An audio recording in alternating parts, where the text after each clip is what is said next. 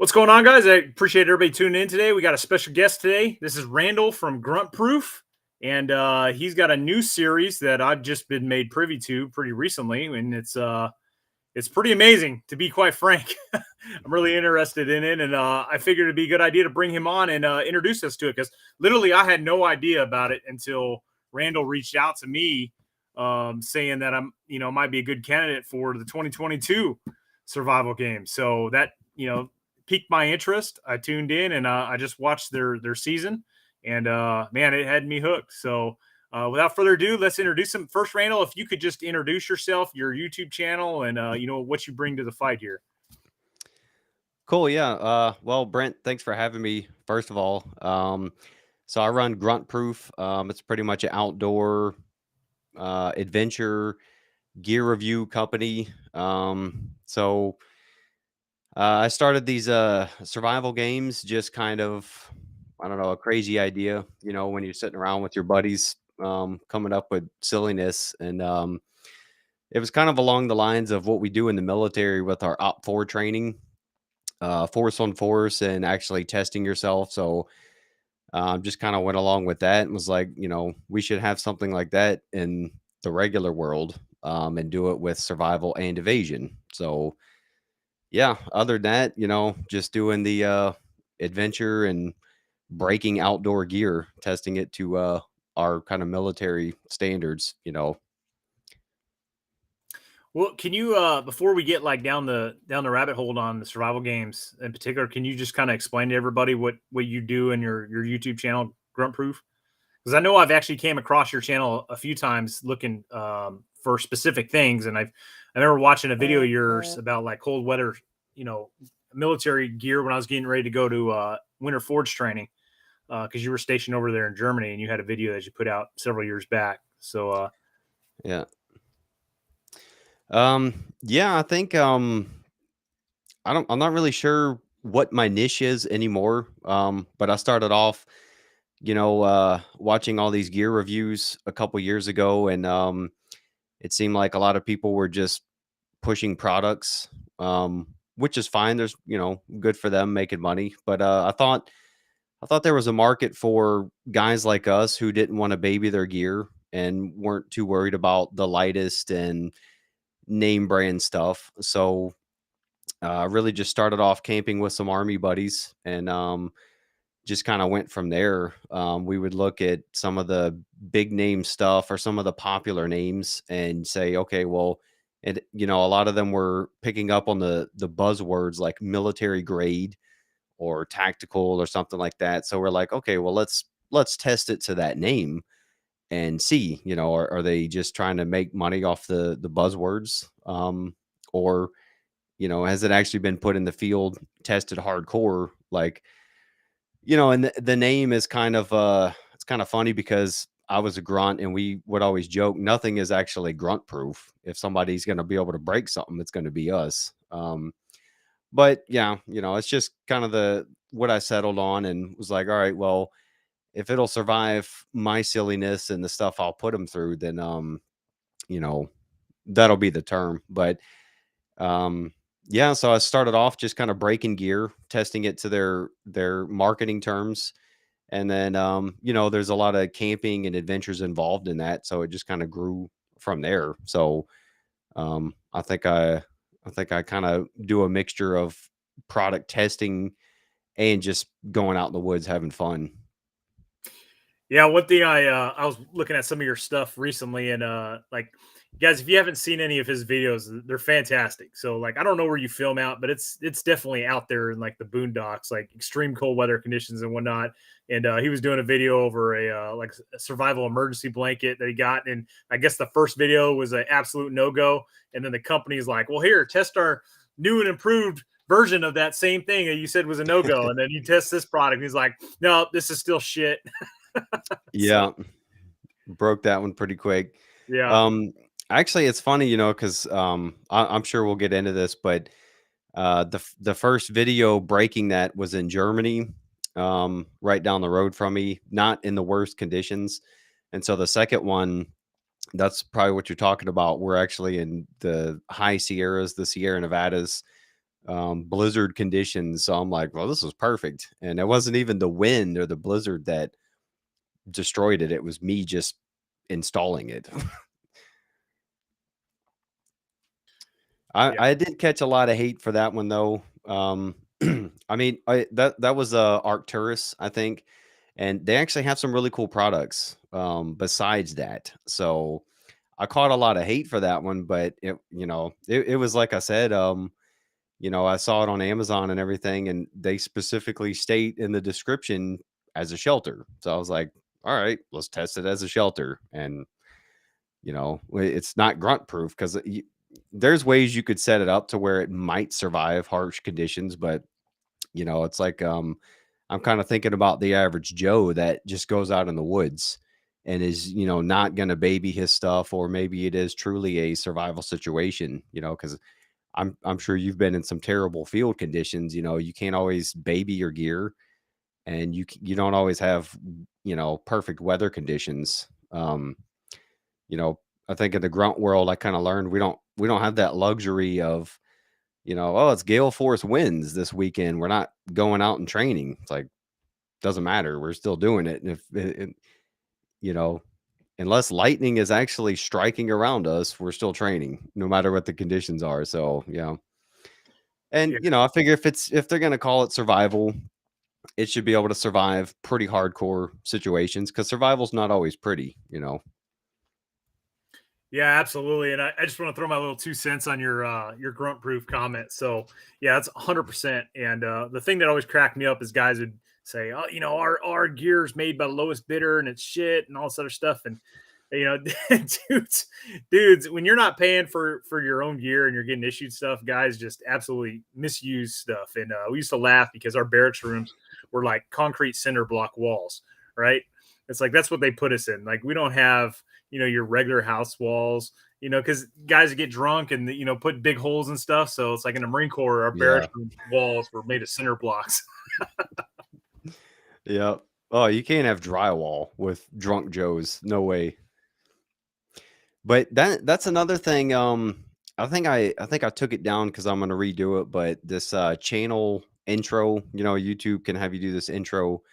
The first one I did, I addressed that because I came in 2003, so still kind of in the BDU days, early in the global war on terrorism days, and we always heard that rumor, or that joke, you know, the lowest bidder and everything, and you can see where it comes from, especially from the 90s era military when we didn't really have these wars going on. But after 20 years of war, I would disagree with that and say that we actually do have some of the best and toughest gear. Like, it may be from the lowest bidder, but it's still at 3 times the price because it's a government contract.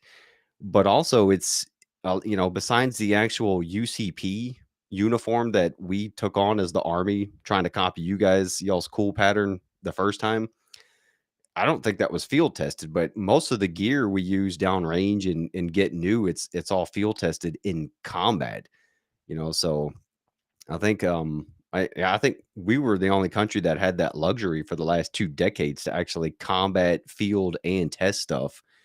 So, looking at like some of the Alice gear and some of the older stuff that I came in with, I'm like, yeah, this is it's kind of outdated and old, but I mean, all the like, just look at all the innovations that came out of these wars. We all paid for it. The taxpayers paid for it, but we definitely had some good lessons learned and improved our gear. I mean, I get to work with a lot of NATO countries over here, and they just love our stuff. Anytime I want a jacket from another army or something, I just bring something of ours, and yeah, it's an easy trade.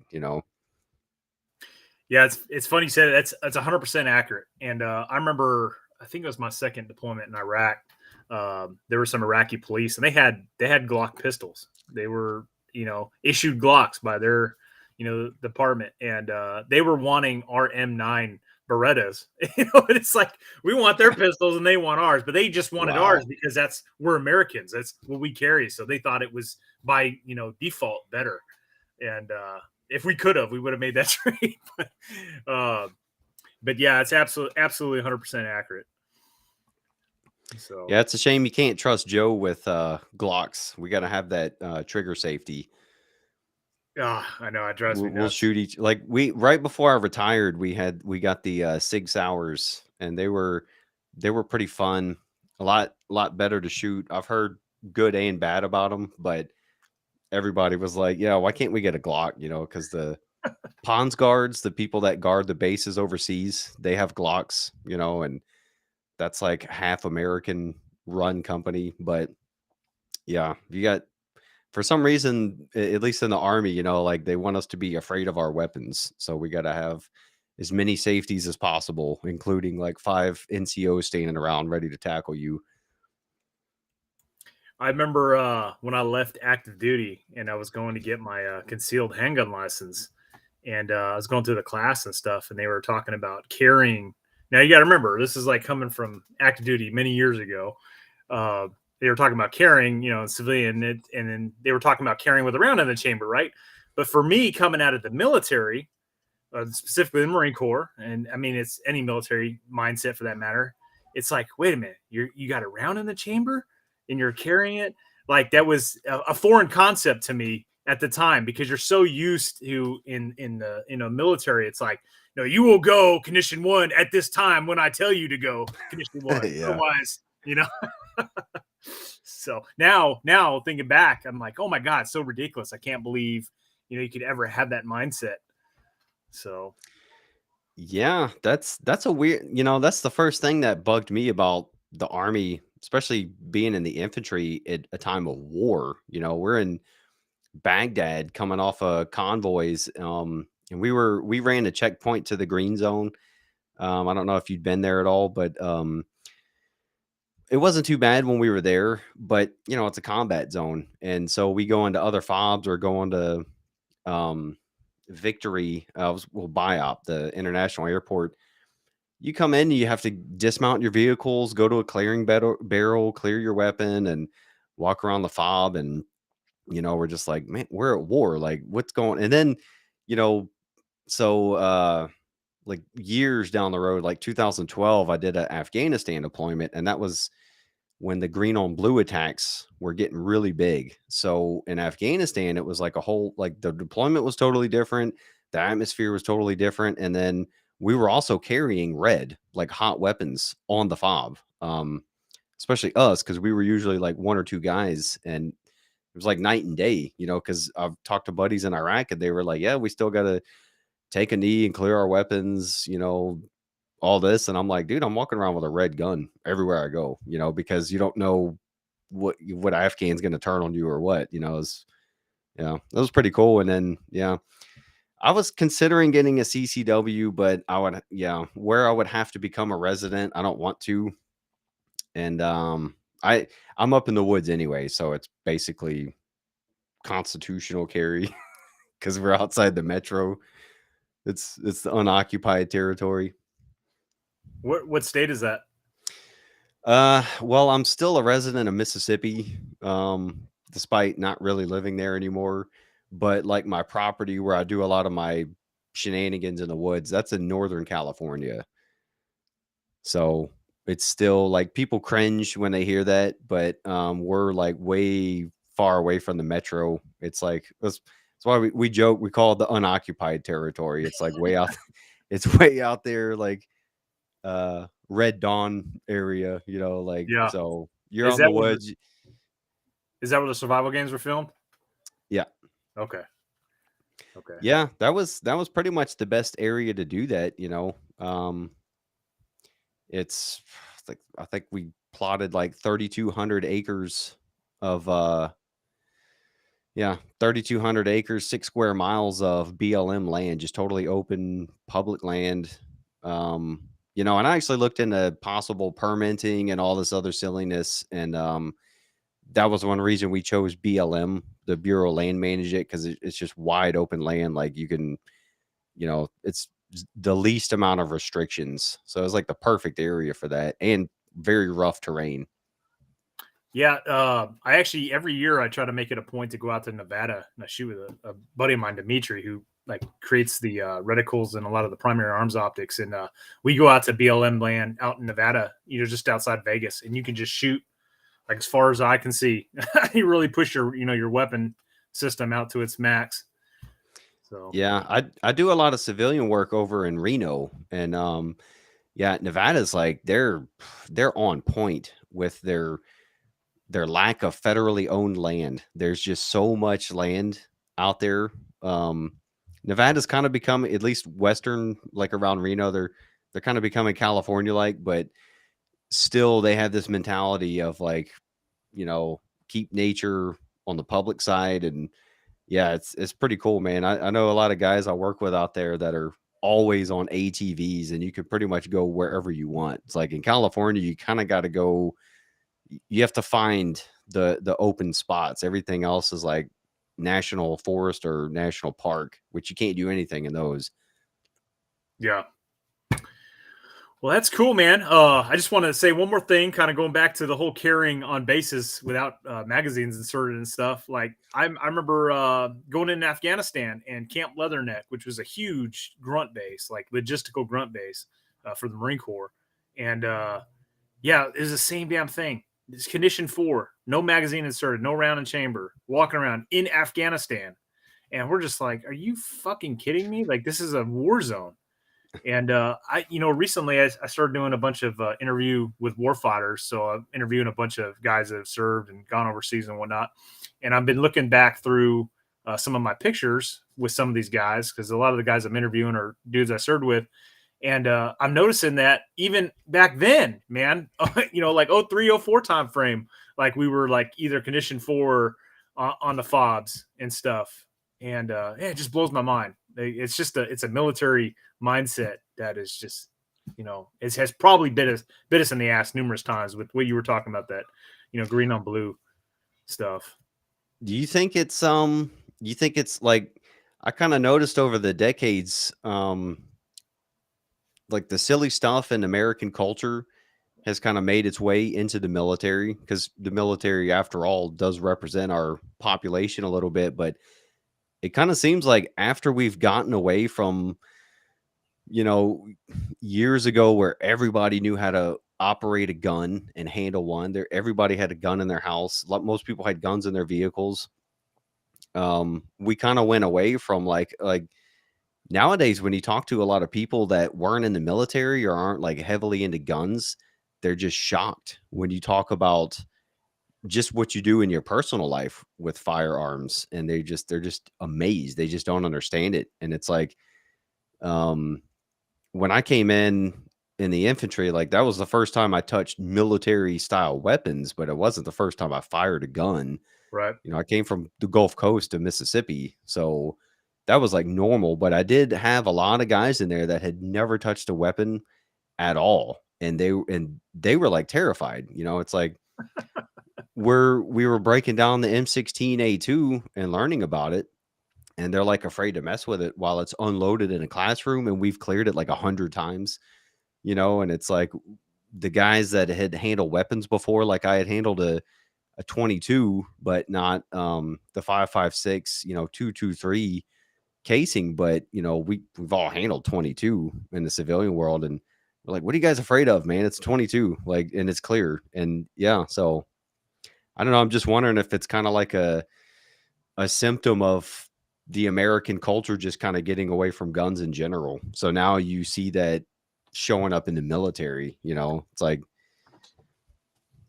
I think there is an aspect of that, certainly, without a doubt, and then not just in the firearms realm, but other aspects of the military. Like, I mean, look, when you and I went in, I mean, the changes that have happened since then and now are 180.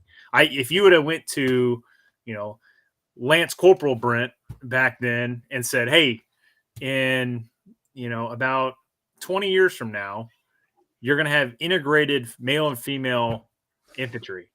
I would have laughed in your face. I'm like, get the fuck out of here. That never happened. yeah, there. I don't know if you know Bill Burr, the comedian. He would talk about feminists, and like whenever there's a house fire or the Titanic was sinking, you know, even the hardcore ones would put their hair back into ponytails real quick. Yeah. And it's like I saw a meme referencing that because of this Russia-Ukraine thing. It's like, well, you know, the feminists have been pretty silent about going into combat arms lately. It's like I see that over here in Germany, you know, because it's getting pretty hot and people are getting stressed out. And, you know, as an American that's been here for over 20 years, I'm just like, you know, you guys have been wanting to throw us out for the last since I've been here. You've been wanting to throw us out. And we would tell you guys we're a deterrent. You need to keep us here. And we just been slowly leaving, you know, and it's like, well, there's barely any of us here now. And like, look what's going on. Like NATO, yeah, I've trained with a bunch of NATO countries. Like they're, you know, they're pretty cool. And there's a lot of interesting things happening right now, but it's like, it's not like we're the big bad heroes anymore. But without that American flag and just knowing that, you know, we could put up F-16s and all these bombers like within 30 seconds to kill everybody. It's like, you know, it's people are nervous about that now, you know, Yeah. because I remember when Trump would rattle off about us leaving and everybody believed it was his idea. You know, it's like we've been leaving here for decades. Like since the 50s, we've been slowly drawing down, but just because he mentioned it and took credit for it, they all hated him for it. And I'm like, well, you know, it's true. We've been leaving for a long time and that's not good. You know, it's like, I mean, we had I think like in the 50s, we had like over 500,000 people still here, you know. A lot of that was because the East and West stuff, but just what a lot of Germans didn't pay attention to was what that did for their economy. You know, like I was stationed in Baumholder, Germany. We had like 5,000 combat arms dudes, a heavy combat brigade. So when we weren't deployed for a year, like just think about what that did for the local economy. You Yeah. know, 5,000 young soldiers that are not saving their money at all, just coming back from a deployment with 30 grand in their pocket. You know, it's like that that was the economy for like most of the state in that area. It's like they closed Baumholder and I remember seeing news reports like in German from the mayor, the no, like the state, which would be like kind of a district for us, like kind of like a governor. They were like stressing out because they were like, what are we gonna do now? Like we have nothing here. You know, I mean, we kept the base. We're doing small things with the base, but you know, the impact of 5,000 guys, it's like that's significant, you know, and now it's gone.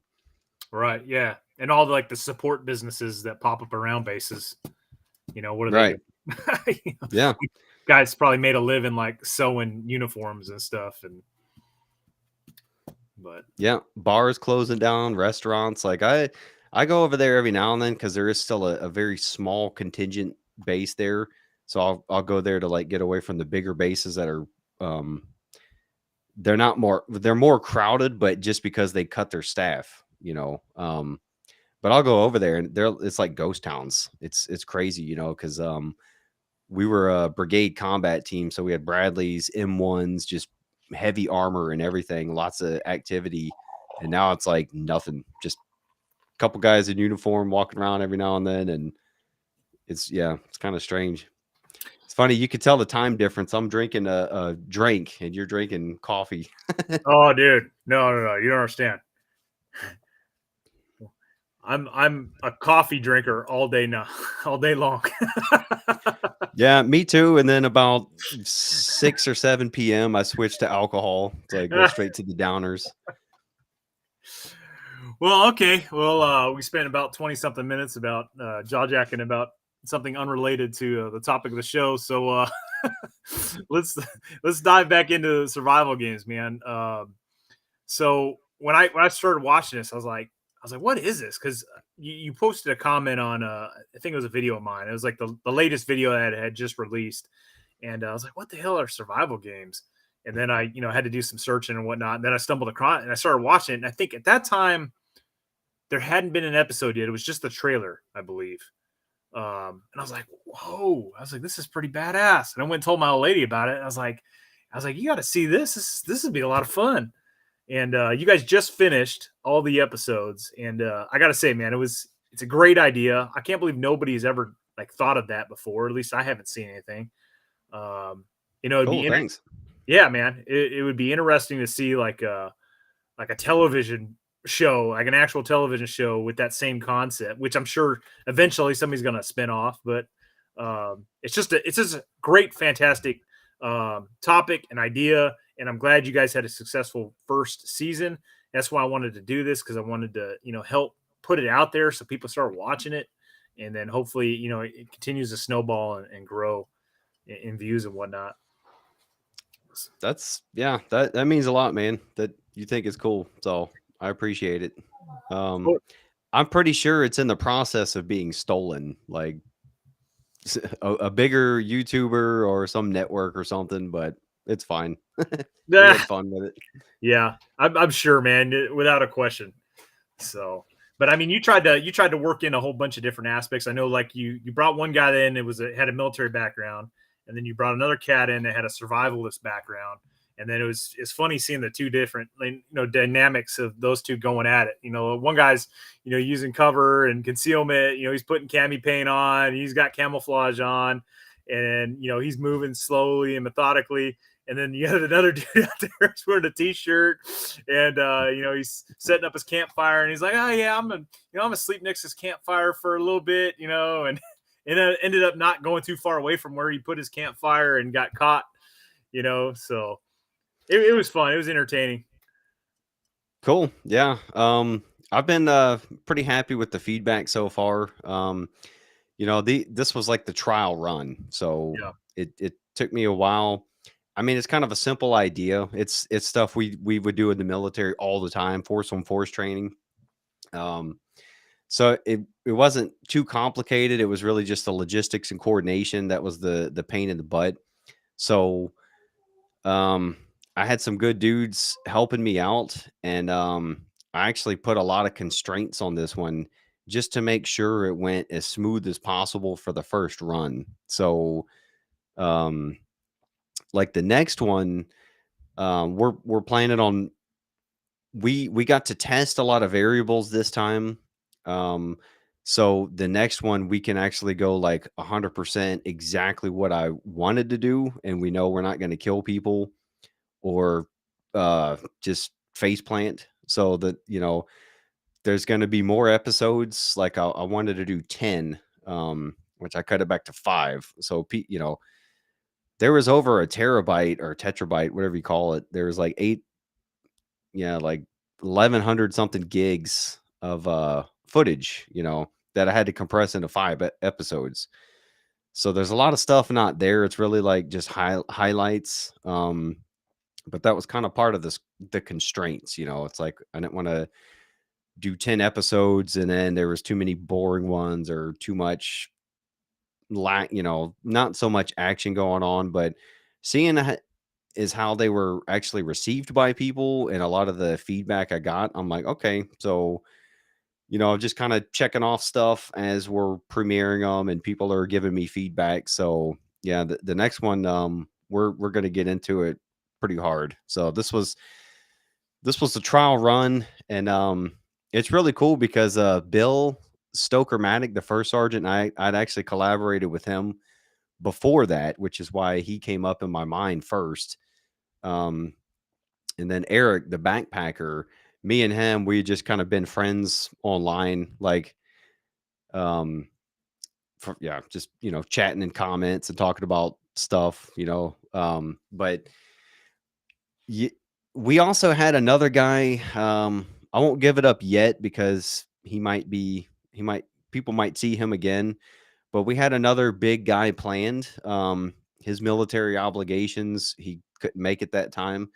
It is what it is. But we were very happy about how it worked because we were thinking, all right, well, we got, these two military guys and we got a backpacker. It's going to be very interesting. And then once it got down to military trained survivalist versus a backpacker, um, we were, it was kind of iffy, but I mentioned it a couple times, especially when Eric got captured, how well he did because, um, it's like kind of like with testing all this, there was a lot of what ifs and just a lot of stuff behind the scenes about uh how much we can handicap the hunter or help the hunter. So obviously going after a backpacker, we kind of handicapped the hunter a little bit and kind of boosted the the less experienced guy a little more, just to kind of even out their abilities. But I'd say halfway through the day, we were actually able to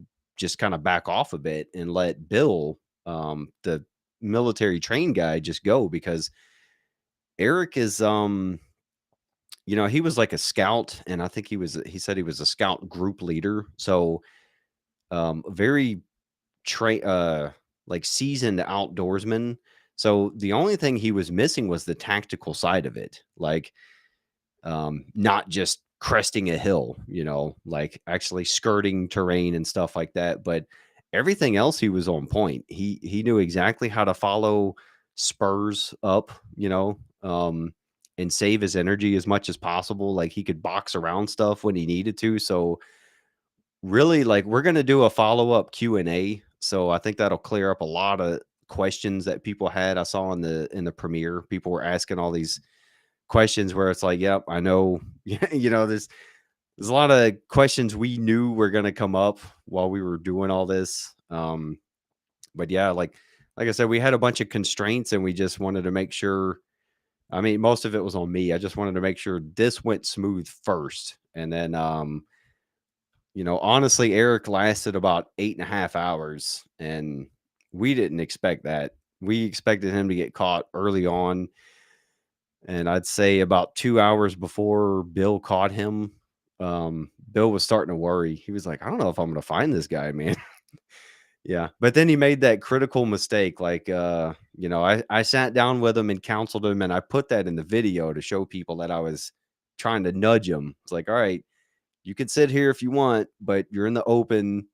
You might wanna move away." And he's like, "All right, well, I'll go into the woods a bit." And then I mentioned that later on. I'm like, "Eric barely moved, so he didn't make a run for it. Now it's pitch black and he's like on a hillside in the darkness. It's like mountain darkness. There's zero illume on the ground. So he can't run then. Once the hunter is right around him, he can't run anymore because it's like, he bust his face in the dark or, as soon as he turns his headlamp on to see something, Bill's like, I got him. And then it's a sprint, so. One aspect I thought was really interesting when it came up when I was watching the series was these perks that you get as both the hunter and the survivor. And like for instance, if you guys haven't seen it, so like a perk, so you get it like one time. The hunter can use like a UAV asset, right? So there's a drone flying overhead, and he can watch, and he directs on where the drone goes to scope out an area. And then like another perk I believe was the hunter can get on an ATV and be relocated to a completely different, area if he thinks that the, you know, survivor has moved away out of his little AO that he's in. So I thought that was pretty cool. It's a nice little dynamic to add to the game, make it more interesting. Yeah, and it's kind of a play on the modern warfare, Call of Duty games, perks and support and all that. And when I was talking about the stuff, I really just had no better ideas for the names. So I was like, well, everybody knows what a perk is. So just use that. And some of my army buddies I'm wargaming it with, they're like, dude, this is like uh the Hunger Games and freaking Call of Duty. I'm like, I don't care. It sounds cool. Like people will Yeah. recognize it. So yeah, but that was something that was really hard to write and test because I knew we had to be flexible on that. Like it was all like, I think you guys use METTC or something Mhm. similar, right? Yep. So yeah, we use that for everything. If you got to adapt or adjust, we're like, we'll just METTC it. So um, I had like time release perks, and like every 4 hours or every hour or whatever, they get this, and then I'd have a big perk. And then once we got on the ground, like I knew, like, all right, well, we're gonna scratch all this, and so every hour this dude gets whatever he wants in this, and so that was really fun to test this time because now I have it nailed down. So the next people that come out, if if they're experienced enough, like we'll have it locked in to where it's going to be it's going to be pretty crazy. So we could base it off their skill level a lot better, and then make it a lot tougher. So yeah, it was like I said, this was the trial run, and I think actually maybe I don't know. People call me a pessimist, but I say I'm just realistic. Like I hope for the best, but I plan for the worst. And so I actually planned for 90% of this to go to shit, in the first event. And so we only had a couple hiccups, like small things that weren't even besides the lost radios, but that wasn't on us. But as far as planning and execution on our side, running the games, we only had a couple minor hiccups that didn't even affect the games. So I was like amazed. So it's Hey, like, cool, I gotta man. know. I gotta know, man. How the hell did that radio keep coming off its dummy cord? Yeah. Well, see, the funny thing is, it's a first sergeant, which Right. would murder you if that was you. So I had to beat him up for it. And then he's a commo guy. So even worse. But the first one was on us because I just ordered. I have a bunch of old issued stuff out there, and then I just ordered everything that we could possibly need. So the radio pouches I got, they fit Baofeng's, the radios we have, but they don't fit on the Alice belt. They fit on more narrow belts. So and it doesn't have a Velcro and snap like what we usually have. It's just Velcro on the bottom. So the Alice was too wide, and it wouldn't Velcro all the way. So he hit some rough terrain and it just came off. And he had it tied down and it ripped his dummy cord off. So that's when I was supervising him doing it again. And then it ripped off again. And it's like, all right, so you had the pouch tied down, you had the friggin' radio tied down, and that's when we lost the radio. So I tried to so yeah, I mean it was crappy gear, but um that actually see that was one of the hiccups on us. That was one of our fails because you do your pre-combat checks and inspections, and we made them check out their gear and stuff, but I failed to make them tie down their stuff. Like, hey, you're gonna be crawling through stuff and it's gonna be really bad. Like, tie your shit down. Like, that's definitely a fail on me. So I got a big freaking like 100 asterisks and highlighters for my AAR. And the next one, like, I have step by step how we do everything. And it's going to be like pre combat checks and inspections, tie downs, like tie everything down. Like, we might even make them tie their hats down like the freaking SEAL guys do and buds. So you guys never found that radio, right? The second time it got lost? No, it's gone.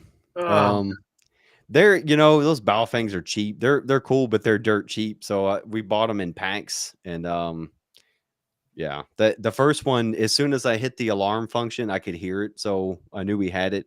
But in the next one, we lost it, and I didn't hear it. And he was like, "Yeah, the battery might be dead." So we looked for 5 minutes, and I was like, "Dude, it's like 1 a.m. Fuck this! Like, we'll get you another radio." But there was see that stuff. We didn't shoot it, because we had 7 cameras going and we tried to shoot everything, but that's another thing for the next time around is to get more like behind the scenes of how that went, because we kind of captured a major. Jeff is actually a major in the Army. I think we captured him talking shit about the first sergeant losing his radio, but I don't think we captured enough of like Bill actually, like, God damn it, because he didn't want to talk to us after that. He was embarrassed. And I yeah. was like, and I like pulled him off to the side and counseled him. Like, I put the video shot of that, but the audio was bad because we had quads running. Yeah. I mean, we'd been running for 30 hours by then. So we were kind of slacking on the video. But that's another thing is like, all right, we got to capture like a blooper reel or something of like, dude, you're a 20-year first sergeant and a commo dude, and you're fucking losing radios. Like, what are you doing, man? But that's part of it. We planned that, so we had the trackers on them and we had the radios. So I was like, we had a redundancy. If we lost radio comms, we could track them. If we lost the tracker, we could call them. If we lost both, we had the bullhorn to yell at them, which we had to do later. That's funny. Yeah, I can see how you'd be embarrassed about it. I would be. I mean, if you guys haven't served in the military, man, at least I mean the Marine Corps is probably more anal about it. But like serialized gear, that's anything with a serial number, and you got issued it, dude. If you lose that, it's like base gets shut down, and your ass is online taking one step at a time. It doesn't matter what hour of the morning it is. Like you're finding that piece of gear. Yeah, like Hands Across the World or Yeah, something. Like, yeah, it's at least in the Army infantry, it's pretty serious. Like everything is tied down and like night vision double tied down. It's it gets that's why we call it dummy cord. yeah. But yeah, I mean, it's cheap radio, and he was worried about surviving these crappy manzanitas he was going through. So yeah, it's like I was asking him. I was like, so if I did give you a gun out here, would you lose your gun, or would that stay on you? Because then we could just duct tape the radio to your gun. Yeah. Yeah, I was wondering about that. You ended up answering it in one of the episodes. But I was like, man, I wonder if these dudes are armed while they're going through it. And then I was like thinking to myself, I was like, that'd be shitty if they weren't. Uh, and then you said they weren't armed, but it made absolute sense why they're not armed, because it's like if it's 3 in the morning and you're the freaking survivor and you think a bear's crouching up on you and you pull out your freaking pistol to defend yourself, and it turns out it's the hunter just trying to be stealthy. Like it makes sense. If he dies, he dies. I had Yeah. to add that in there. They did have like a knife or something, right? I think I saw that on one of the belts. Yeah. Bill actually, see that's something else we'll add in the second season. We'll do like full loadouts, rundowns of what they get. But Bill, the army guy, he chose like a pretty decent knife. And then for the backpacker, we actually gave him a knife, and it was like a tiny little Swiss Army knife. So he could have thrown it at a bear, maybe. But Just pick he up. was like, I'm not a survivor. He's like, I get a Swiss Army knife. That's all I get. And we're like, yep, there you go, and a compass. Here you go. But I mean, I know that area pretty well, and that was something that was like, we did the whole risk assessment for this, and I actually told them eventually like they could bring their whatever personal firearms they wanted to out there, but I was like, you can't use them during the games. And I mentioned why, and I told them like, um, just the risk of having to defend yourself with a gun out there is so much lower than the possibility of you shooting one of us or another dude creeping up on you. And Yeah.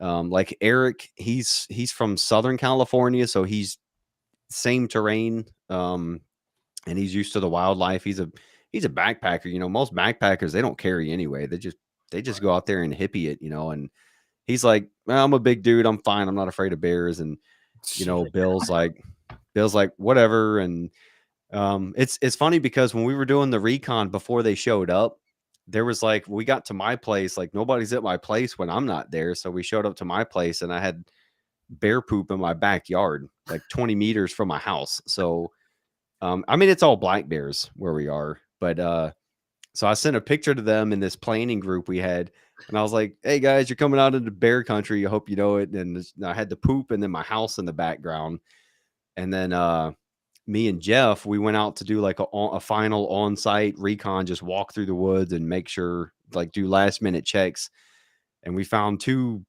separate bear poop piles in separate areas, and we could kind of determine that it was most likely different bears. So um I was like, hey, well, we probably have two bears in this area, but I've been stomping around there long enough, and I've had encounters there out there, and they're not like, we're far away from Yosemite, so they're not park bears, they're not habituated. It's like the encounters I've had, as soon as I would move or make any kind of sound, they were just gone. Like Yeah. they don't want anything to do with us. And it's like, I think I think the biggest threat to those guys would have been ticks, but we did it in November, so it was cold enough. Or like mountain lions, because um just because if they might have been crawling or creeping, like crouching, because like, mountain lions, humans making noise, they're I've never even seen I've seen them I see them on my game cameras all the time, but I've never seen one in person. But if you're creeping and crawling, you might be a prey. But yeah, it was just all kind of the risk management. I was like, well, plus I did run all of this stuff through a legal team, and yeah, firearms for those guys. It definitely would have been risky. So I was like, all right, yeah. But I'm glad somebody appreciated that, because nobody else appreciated that. Like, because Jeff asked me, he's like, we should shoot this. Me asking you, because he's like, he's a major. Me and him, we worked together a long time, and he always has a million questions like a kid. He's like, why don't they have guns? And so I'm talking about it, and then he's like, yeah, why don't we do a video of this? It's like, yeah, all right, cool. And then I just thought of the Rocky 4 reference. Ivan Drago. If he dies, he dies. Yeah. Sorry. I'm waiting for it with all this Russia stuff going down. Some 1980s style movies to pop up, like 70-year-old Colonel Troutman gets captured in Ukraine, and then 70-year-old Rambo has to go rescue him. Yeah, I've seen a couple memes already of Rocky, like from Rocky 4, the only guy who can end this crisis with his boxer shorts. I know, right? Well, cool, man. What's let's see what else we got. I know you're planning for November time frame for the 2022 games.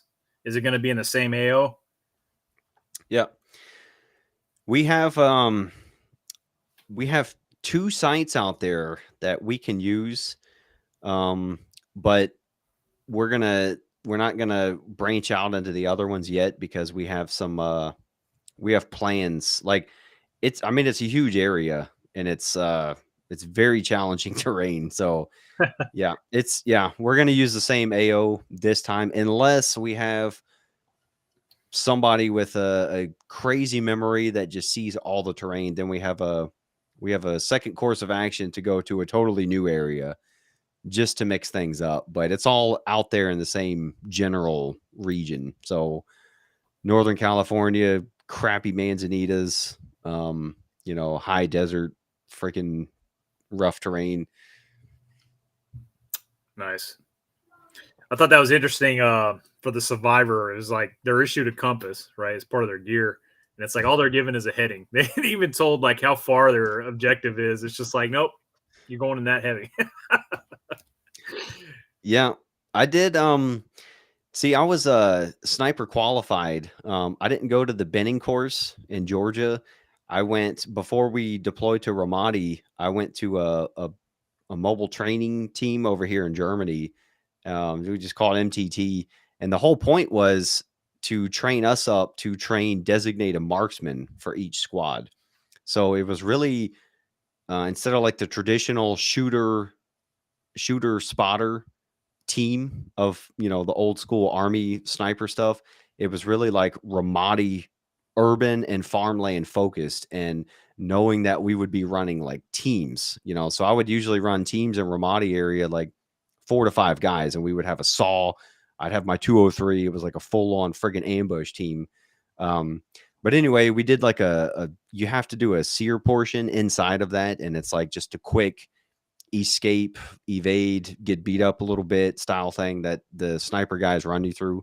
And that was fun because we did it in Germany. And so we were like, they put us in like these flooded bunkers in Germany, and halfway drowned us. And we're like evading through the German forest in Eastern Germany, where there's, World War II shit going on. But I kind of based like my ideas for this, I kind of based off of just the training I went through, and then just some of the stuff I learned along the way, like actually running, I hate to call it sniper, but just like hide site missions in Iraq, just basic, don't, try not to get caught stuff in a tactical situation. And that was really kind of how we approached it all, was you know, we can just drop the guy off in the middle of nowhere, you know, but it's like if you think about like how they captured us in our little seer portion in Germany, it was like we kind of had a mission and we knew where we were going and which direction. You kind of have a situational awareness. So that was kind of part of the planning. It's like, all right, we'll just drop the survivor off in the middle of nowhere. We'll at least give them an azimuth, like a general bearing, because you would usually kind of figure out, hopefully, where you need to go. You know, like, well, I don't know where the hell I am, but I think I need to go that way. And so it was a good start and it worked out pretty well because they were both with the blindfold on a quad, like, and we tested this, you know, like I had done it before for Afghanistan training. It's like you're sick and just lost in the sauce. So we tested it on quads, and it was way worse on quads because the cameras didn't do it justice. It's like going down this steep grade the whole way, twists and turns, and Jeff is doing extra circles and going uphill and back down and stuff to mess with them, and they're blindfolded and just holding on to the back of a freaking four-wheeler, you know. And so they got down there and like Eric, I didn't say it, but I tried to show it's like he was feeling pretty messed up, you know. It's like 12 minutes of that. And he was like, I need to take a pee break. And we thought he was gonna go puke. But you know, and then they're looking at their compass. Like I think Bill was a little bit better because, you know, just the military were just used to sucking and just figuring it out. But Eric was like kind of woozy looking at his compass, you know, and we're like, you could see his compass is shaking, you know, and like the needle's locking. We're like, that's not north, dude. And he'd like fix it, you know. But yeah, so that's another thing we got to test with these guys. So it was cool to have a kind of inexperienced or untrained dude versus a actual trained and experienced guy. So now we worked out some of those kinks. So yeah, like season 2, we're gonna bring it. So I don't want to throw out too much, but whoever comes, if they're experienced, it's gonna be interesting because we got a lot of stuff to throw out there, and it's kind of season 1. It's kind of gonna be like a teaser for it. So Yeah, yeah, that's awesome. That's awesome. I was laughing, and I don't want to give it away because I want people to go watch the series. But there was just one part where like the survivor and the hunter were kind of far apart from each other, and I think you started jacking with the survivor by flying a UAV or drone right over his head, like right around him, and that dude's even like filming it. Is like there's a drone right above me, and then you just imagine what's going on in his OODA loop, man. He probably thinks that the hunter like is onto him where he's at, you know, zoning in on where he's coming from and stuff. So it's really got to be jacking with him. yeah, that was fun. And we're gonna up that stuff too. We actually used some more technology out there than we showed, but we didn't want to. We did have some kinks, and we didn't want to show all of it in there, just because some of it didn't work out, you know. But yeah, we're gonna improve the technology on the next one for sure. But yeah, see, stuff like that was cool, you know, because you don't know if you're out there evading. We didn't tell the survivors anything. They were Yeah, just on their own unless we had something to tell them specifically. But if there was a drone over his head, you know, he's like, I think I narrated that part. But he, you know, he doesn't know what the hunter sees if he's controlling that drone. All he remembers is what he saw when he was the hunter. right. So that's when I was, yeah. It's like, well, this is a Vietnam flyby either way, you know, because I purposely just sat it right on him, and I think that was like a 4-minute sequence in that episode, but that thing was over him for the entire battery life of the drone. Like I only pulled it back because I was running out of juice on the battery, but other than that, I just hovered over him and I was really trying to get so close to where you could see him on my camera, and I was hoping he was filming so you could see it on his camera. And we figured out like there's you could see where the drone is in that shot. You just can't see it because there's a tree branch up there. But we might add that in the Q&A later. But that thing was I was really trying to maneuver it to get him sitting there just to stress him out, and it would have been a cool shot, but whatever, well, it was cool enough. It captured it on the microphone and had him stressing out because he's like, "Shit, Yeah. it's right there." Yeah, it's right above me. Yeah. That was pretty good. Well, we got about 5 mics left until we hit an hour. I don't want to hold Randall up too much, but if you guys have any questions, you can start throwing those in here, and maybe he can answer some. If you got any questions about his channel, I got plenty of time, man. It's 11 p.m. here. My kids are in bed. I have zero responsibility right now, so it's up to you. well, cool. I definitely would like to have you on for interview with warfighters, man. It's relatively new thing I've started. I've done, I think, five of them or so. I've done a lot of them with guys like I said, guys I've served with.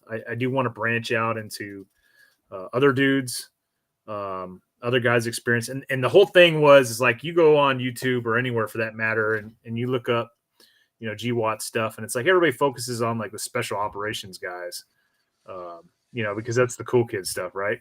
But it's really the ground pounders like you and me, man, the O3s in the Marine Corps and 11 Bravos in the Army. Is that what you guys call them? I mean, those are the guys that are every day, the fob is out there amongst the enemy. It's, they're leaving the wire, they're going out to conducting patrols, they're doing their thing and they're coming back and they're not going home. They're not flying home to some sexy base, to work out.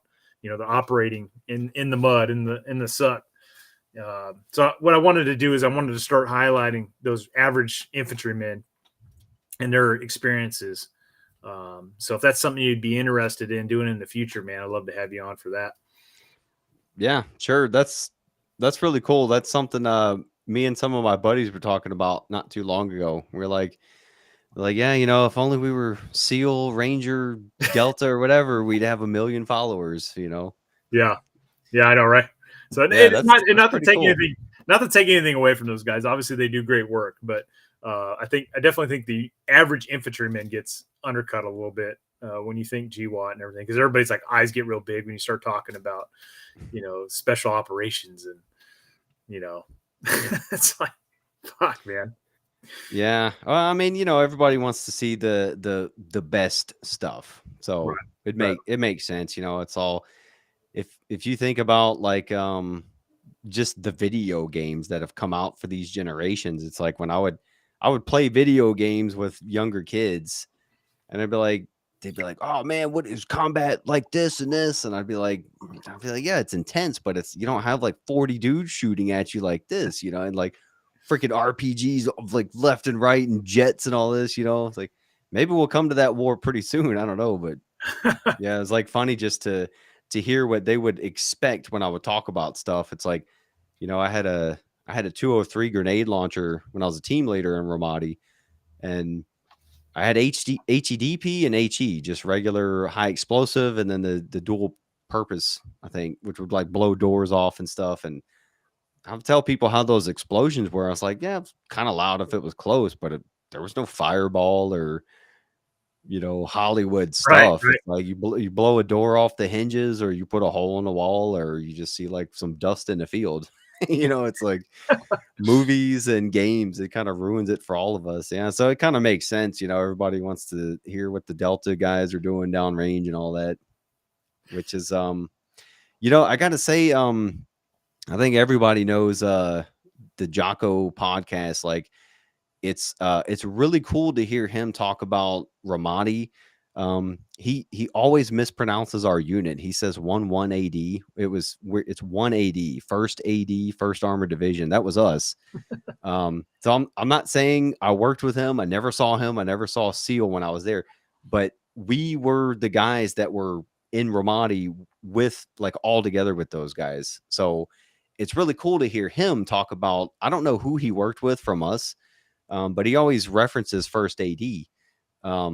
And so it's really cool to hear him talk about the average grunts. He's like, yeah, these guys were just killing it out there. And which is cool because I think one of his podcasts with is it the Lath? I think his name is Lath. He's the guy he wrote the book with and does the company with. But they were talking about their experience and the first AD guys and how closely they worked with them. And I was like, my experience is we like I saw a couple Green Beret ODA units out there, but I didn't see the SEAL guys, so they must have been doing other stuff with other people in my division. But my experience was with the Marines because we were on Blue Diamond, Yeah. north of Ramadi, north of the river from Fob Ramadi, and that was like almost all Marines. And so my experience is that was my first real taste of working with the Marines, Marine infantry, and watching the stereotypes just get blown out the fucking window because I can't remember the units. I want to say 2-2 or 2-3 or 3-2, one of those.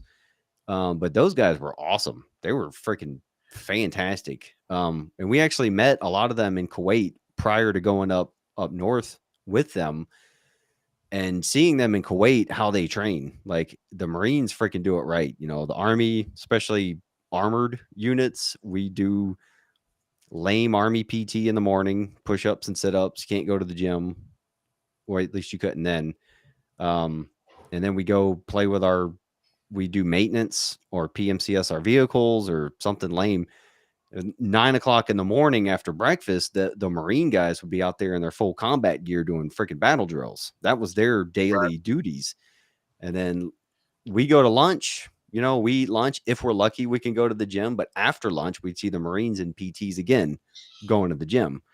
And we're just like, "Oh, those guys just work out all day, you know?" And so when it came, we didn't know we were going to work with them in Ramadi. So when it came down to us like kicking in doors, like some of the operations we did in Ramadi, like joint ops on the city, you know, I think it was like each company would clear like 900 houses or so in a day in this big operation we did, just absolutely smoked. And the Marines were just the frontline trace of the most forward unit. It was always the Marines waiting on us, you know. And they're like, "Yep, don't shoot this way. Hold your fire. There's these Marines over there." And we're just like, "Motherfucker! Like, will you guys come on?" You know, it's because they were in better shape than us. We were doing Army PT push ups and sit ups and running, and they were running around in gear preparing to climb stairs and fucking jump over walls and shit. And we were like smoked, loaded down. So anyway, the whole point is like those guys impressed me. So that was 2005, 2006. Since then, any shit talking I've heard about the Marines, I'm like, dude, no way, man. Dude, there's still a strong, and I'm not trying to disparage the Army or anything, but there's a very strong, like, still warrior ethos within the Marine Corps. And I mean, it's ingrained from the time you step on those yellow footprints.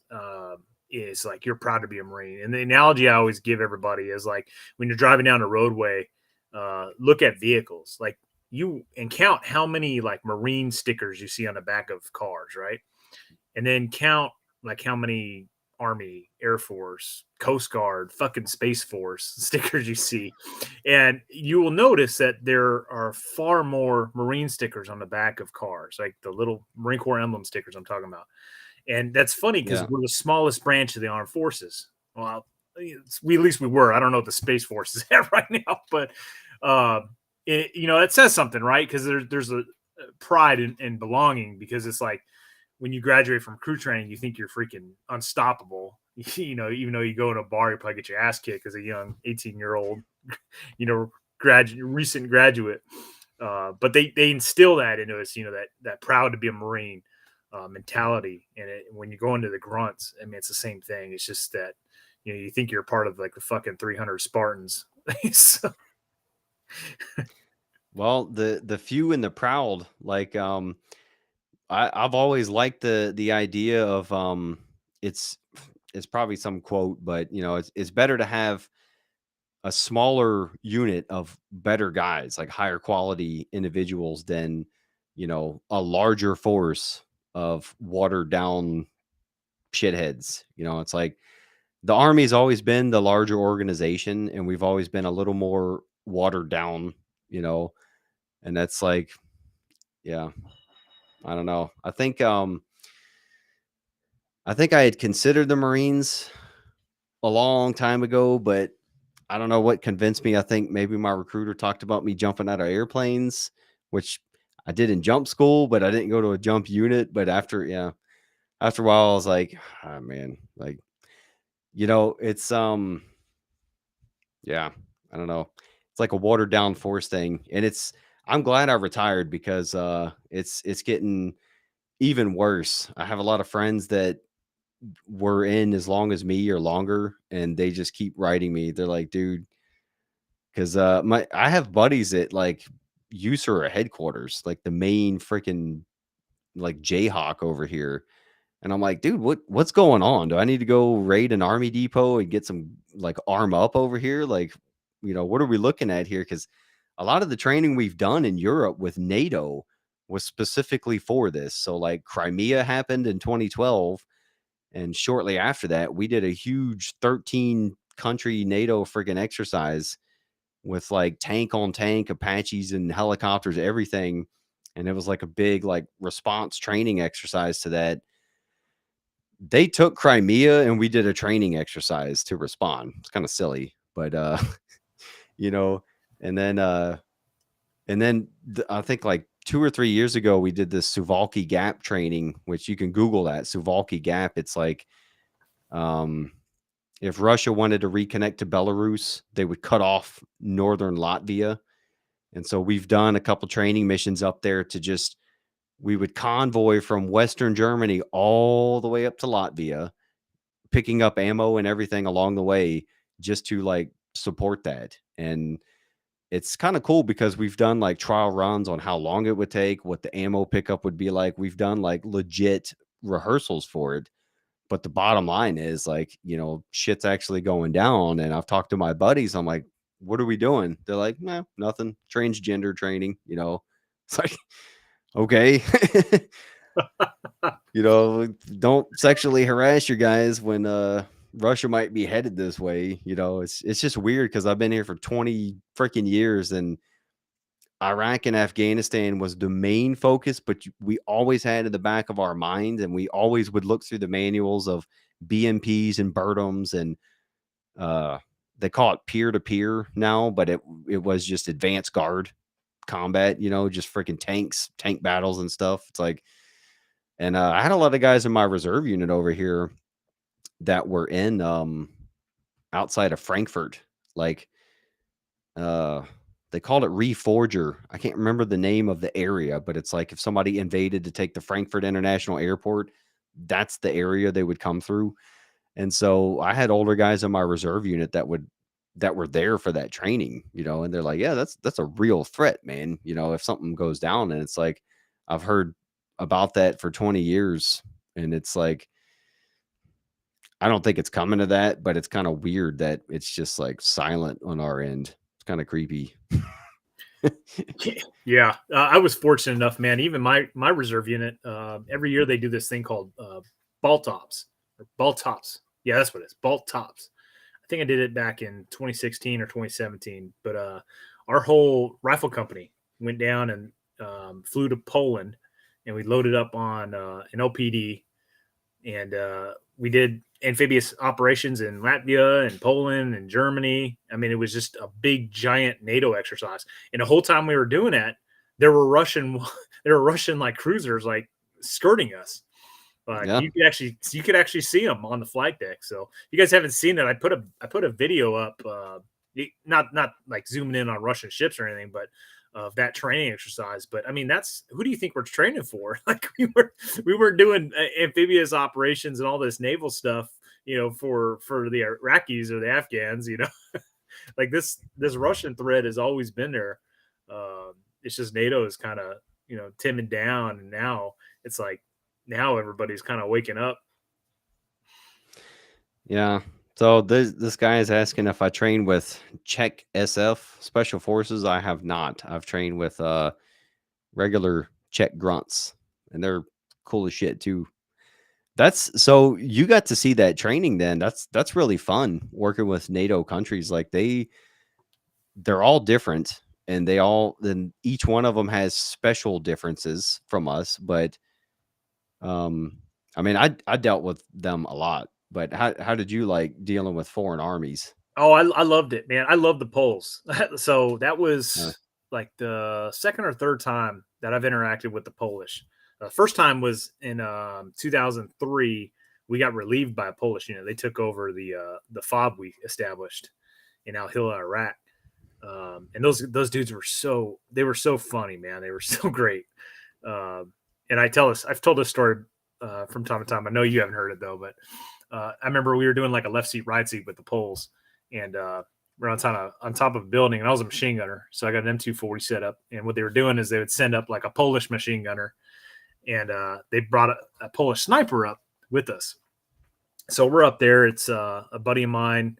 We're standing post, and we got two Poles with us, and we're trying to talk to them. And these guys all know like a broken English, right? Because I guess in Europe, like that's their thing. Like they learn English as a second language in school. yeah. Kind of like here in the U.S., we kind of get a couple years of Spanish, at least in Texas, that's how it is. But those guys like all seem to know like broken English, more English than I knew freaking Polish. That's for damn sure. Yeah. uh, but we're communicating to them to a degree. Well, this one of the Polish guy who's like freaking 7 feet tall. He's got a sniper rifle. He goes on the backside of the building where we have our machine gun post set up, and he starts kind of like looking inside the fob through his sniper rifle. And so we're sitting there, like my buddy and I are looking at each other, like, what the hell is this dude doing? Like, if there's a threat, it's gonna be out. It's gonna be outside the fob, not inside the fob. What the hell's like? You always heard these Polish jokes, right? How many Poles does it take to screw in a light bulb?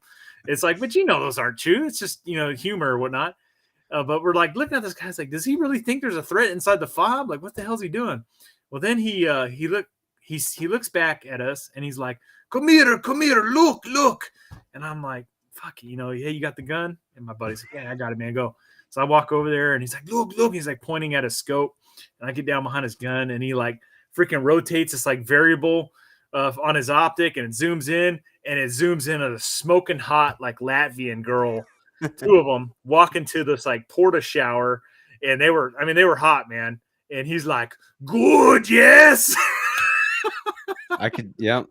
I That's was exactly what I was assuming. I was freaking dying, man. Yeah, but yeah, Yeah, every time.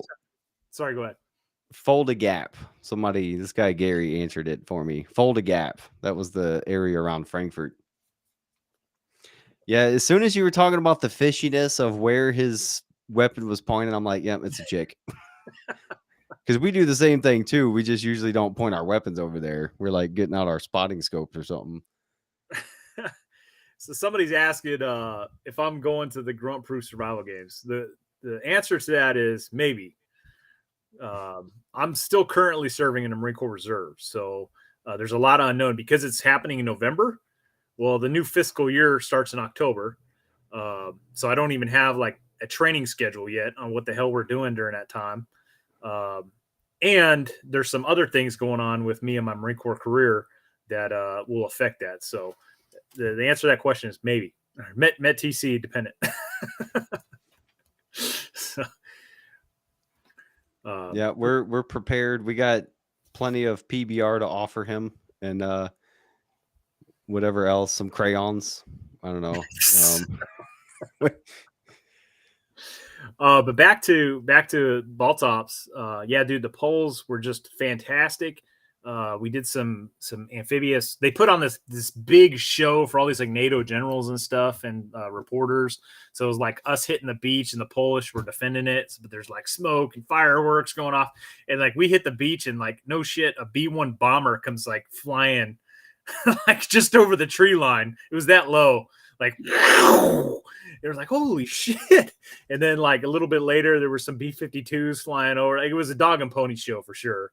But then after that was, a big static display with all this Polish army equipment and stuff. And like, we staged our tracks and we're interacting with those guys. And they were all really cool dudes. And then we got some Libo in Poland, and like, we felt like freaking like heroes, man. Like they treated us so well. They loved us over there. Yeah, Poland is like they're I don't know. They're probably I think the most freedom loving country in Europe.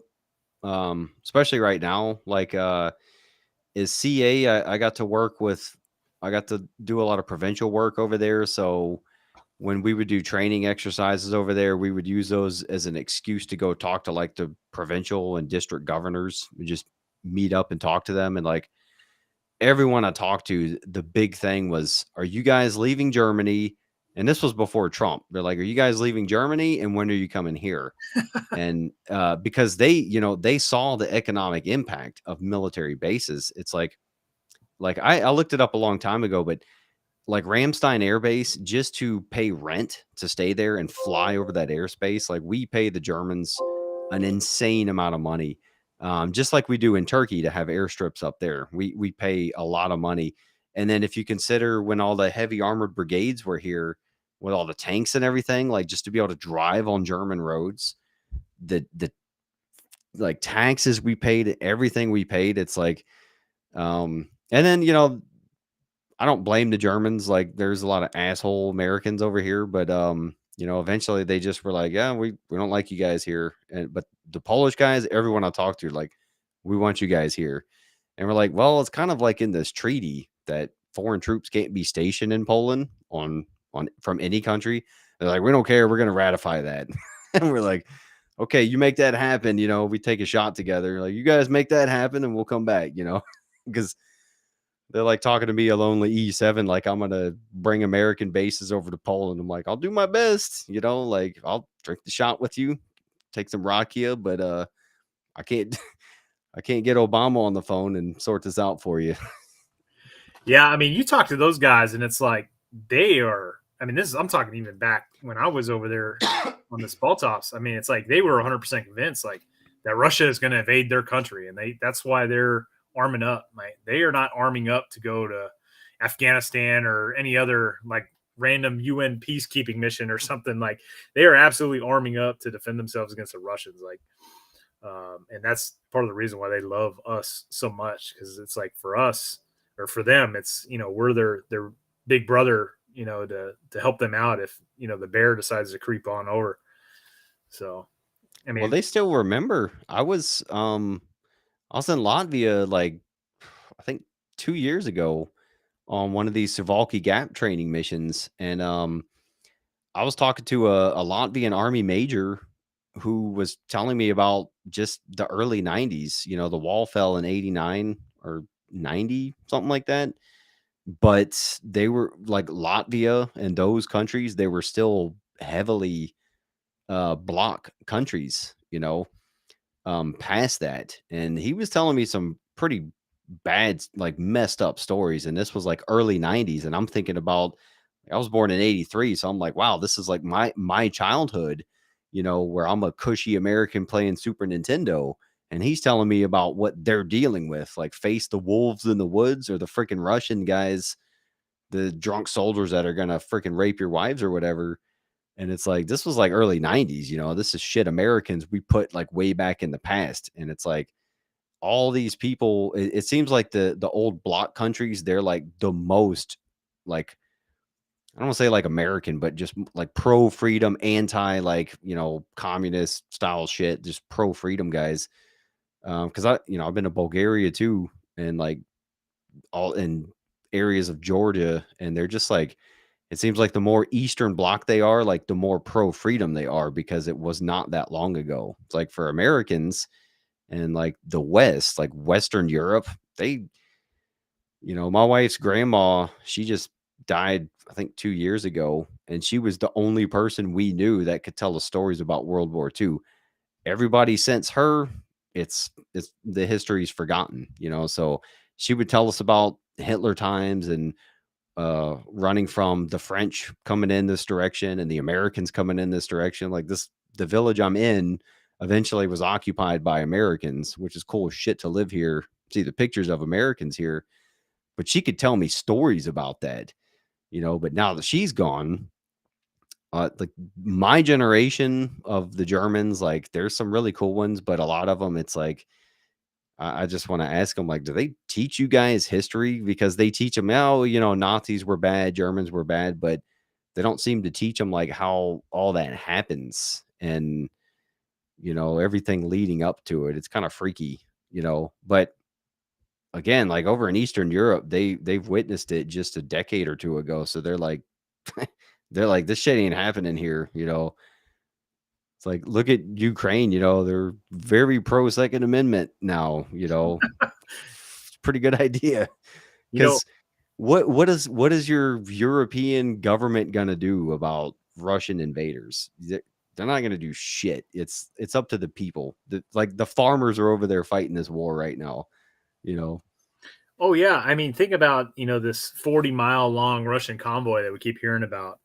I mean, god damn, if they had issued out all these weapons beforehand, you know that there's no reason why that 40-mile long convoy shouldn't just be constantly getting sporadic small arms fire from every direction, hit and run tactics the whole time. But it's like they didn't, I don't think, I mean, even as recently as like a week before the Russian invasion even kicked off, you had Ukrainian president out there, Zelensky, saying that like the Russians aren't invading. Like, stop saying that. Uh, so I think a lot of those guys didn't think it was going to happen, and then it happened. So hell, we had like 2 or 3 live streams. We do one every week leading up to this, talking about Ukraine, and we just had guys in the comment section. Oh, it's all Western propaganda. The Russians aren't invading, and for the most part, I was like, yeah, I don't think he's going to invade either. He's definitely sorry. Wife's damn birds squawking like crazy down there. I don't know if you can hear that. But I didn't think it was going to pop off either. I thought Russians were going to solidify those, pro-Russian areas, and then that was going to be the extent of that. And then next thing you know, man, they're spearheading right in. it's really complicated too because like I've seen a couple people mention in here. It's we look at everything through the American lens. And like I've lived in Europe for 20 years and I still don't understand half the shit that happens, especially over there. But my only thing is like I'm skeptical on everything, and so yeah, there's definitely fighting going on. There's Russian tanks getting lit up by American and British javelins. That's awesome, but the only thing that throws me off is for probably decades, all of our media, at least in America, has been arguing and very polar opposite and flat out lying. And now all of a sudden, like Fox News, CNN, all of our media sources are now 100% in agreement and saying the same thing. That's like I don't know what it I'm not saying there's anything behind it. I don't know what it is. It's just to me it's kind of it throws up some red flags. It's like even during COVID, when we were all supposed to die from this plague, Fox and CNN were going at it and throwing and fighting, and there was different sources of information and different facts and different science, and we all had to kind of figure it out on our own. Well, like now it's like 100% of American media is saying the same thing. That's strange to me because I'm almost 40 and I've never seen that. So that's kind of weird. I think it's kind of like a 9/11 style effect, right? Because you remember after 9/11, it was just, I mean, President Bush's approval ratings were at like 80+% or something like that, and it was like the whole country was, unified. Not saying that this raises to the scale of 9/11, but I think it was such a shock to everybody that it actually kicked off, and I think seeing the Ukrainians resist, right, and they got their leader, saying like, I ain't going nowhere, I'm staying here, we're arming everybody, we're gonna fight to the bitter end. Like there's something uh, Americans love, that type of story, right? We love the underdog story, and they think of like the movie 300. It's like big hit here in the US. It's like because we love those type of stories, and Yeah. it's playing out right in front of our eyes. You got the big Russian bear moving in on smaller Ukraine, and then you actually have a leader that's doing what leaders are supposed to do, and like we envy that, right? Like I can't think of an American president, maybe Teddy Roosevelt, that would have like if you want to go back that far, that would have sat there and not left Washington D.C. if it was under assault by foreign invader. So it's right now. The analogy I gave the other night in my stream was like, right now it's like the scene in Predator where the whole team is prepping for the predator, right? They're all like pulling on the rope, raising the big log up into the tree and setting up, spikes and claymores, getting ready. And it's like they're the underdog getting ready to take on this massive force. Uh, so it's like the whole country is captivated, watching this all unfold. Um, Have you seen the video of the like random farmers stealing BMPs and Bertams because they're out of fuel just sitting there? yeah, yeah. That that's totally like when I see that, I'm like, yeah, if somebody invaded us, that would be us too. We'd be like, dude, I got a tank finally. They, It's like you guys said because the Second Amendment we should all get tanks. Well, I finally got one. I saw. I mean, you gotta kind of take everything with a grain of salt because there's a lot of like misinformation being put out there, a lot of propaganda stuff. But I saw an article that was saying that the Ukrainian government said that they weren't going to tax the people on their acquisitions of like tanks and stuff, like income tax, to kind of try to promote them like taking these things and back to their farms and hiding them and denying them from the enemy. See, we're so screwed up right now. I could see if somebody was crazy enough to invade us, I could still see our federal government trying to screw us over somehow. Like, you're defending your neighborhood from some invaders. And then also you got the ATF guys coming in behind you on your side trying to steal the shit you confiscate from your enemy. Like you can't have that PKM. That's machine gun is banned in America. It's like, dude, we got guys killing us over here. Like no, get that Gustav, bring that over here. That's Yeah. illegal.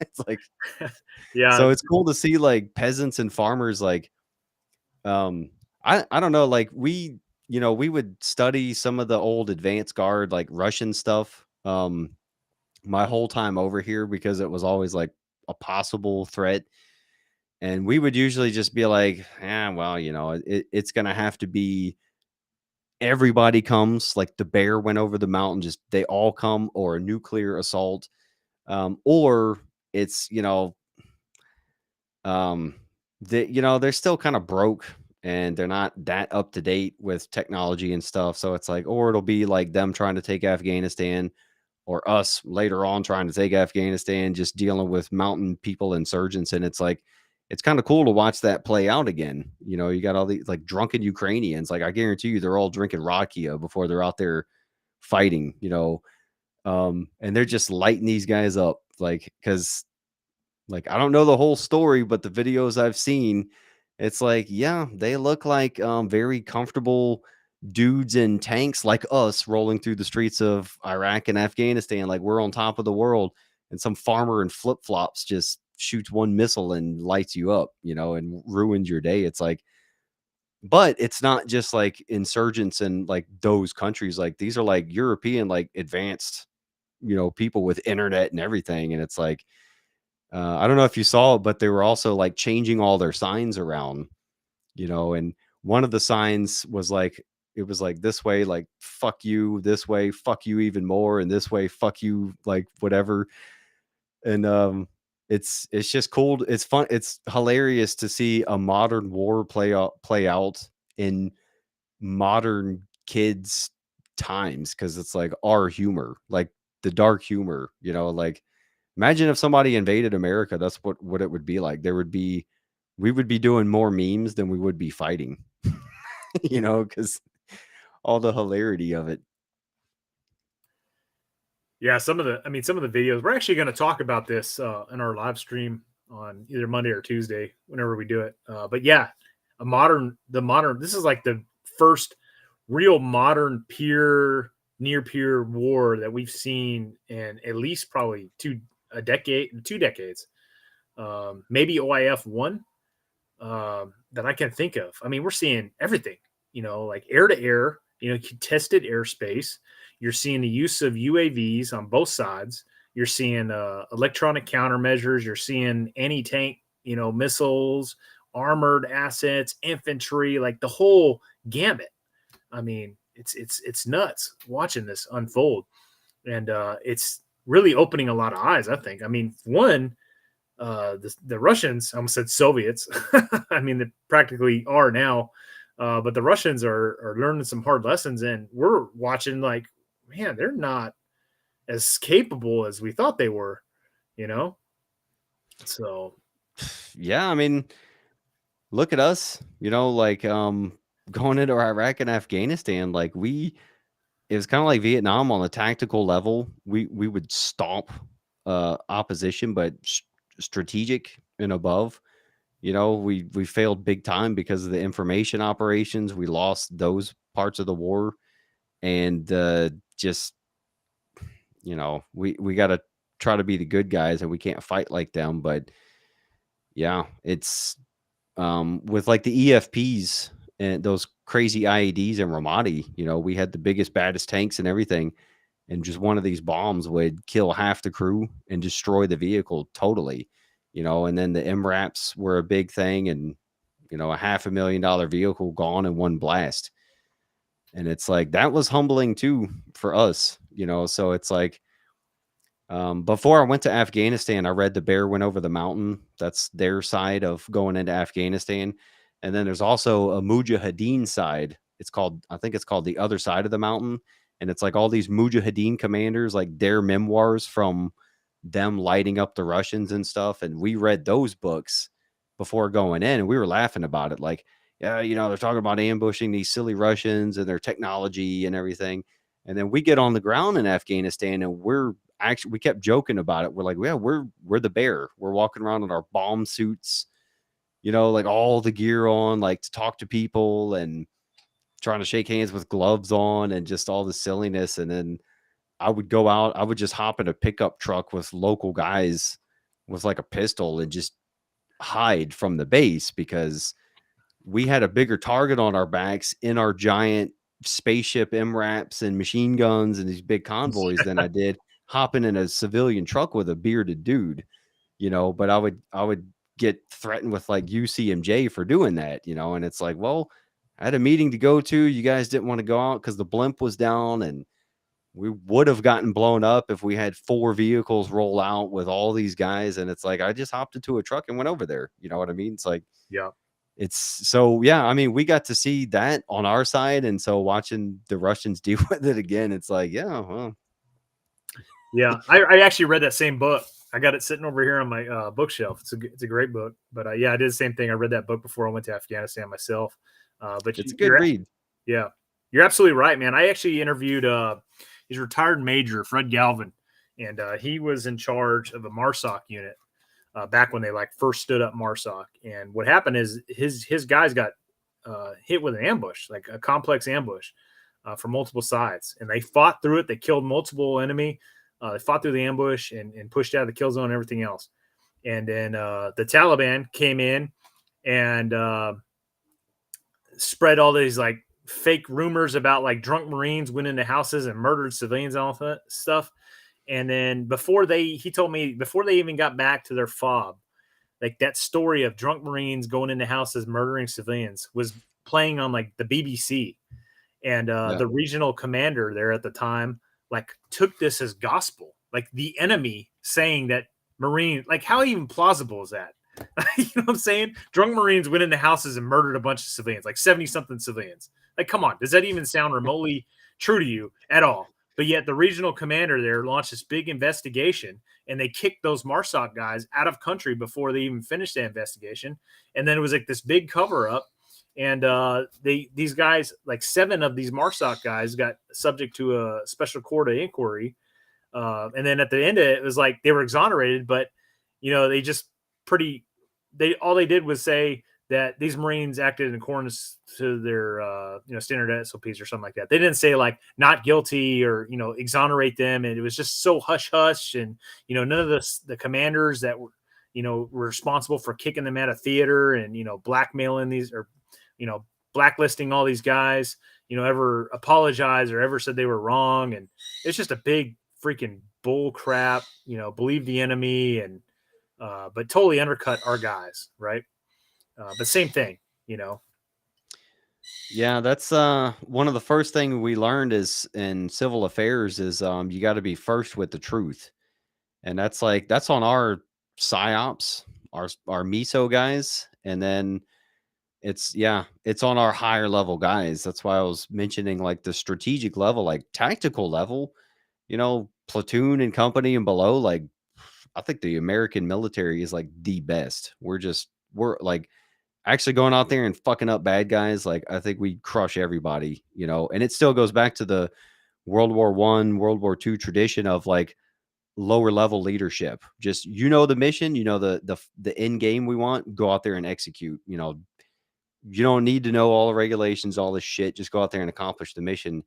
But there's like a point above company somewhere up there where it's too political. They're focused on the wrong things. They're not paying attention to the stuff like that, and that's like a big problem, especially like your example of like there'd be drone strikes and counter ambushes, all this stuff going on, and bad guys would be killed for sure, but it would be on the news like 4 innocent people and kids were killed, and we'd read it and be like, no, there was no kids. There were everybody was gone. Like, like when we cleared Romani with the Marines, it was like they cleared the city just like they did Fallujah. They said, everybody, we're coming through and it's going to be bad. Go away unless you want to die or shoot Americans.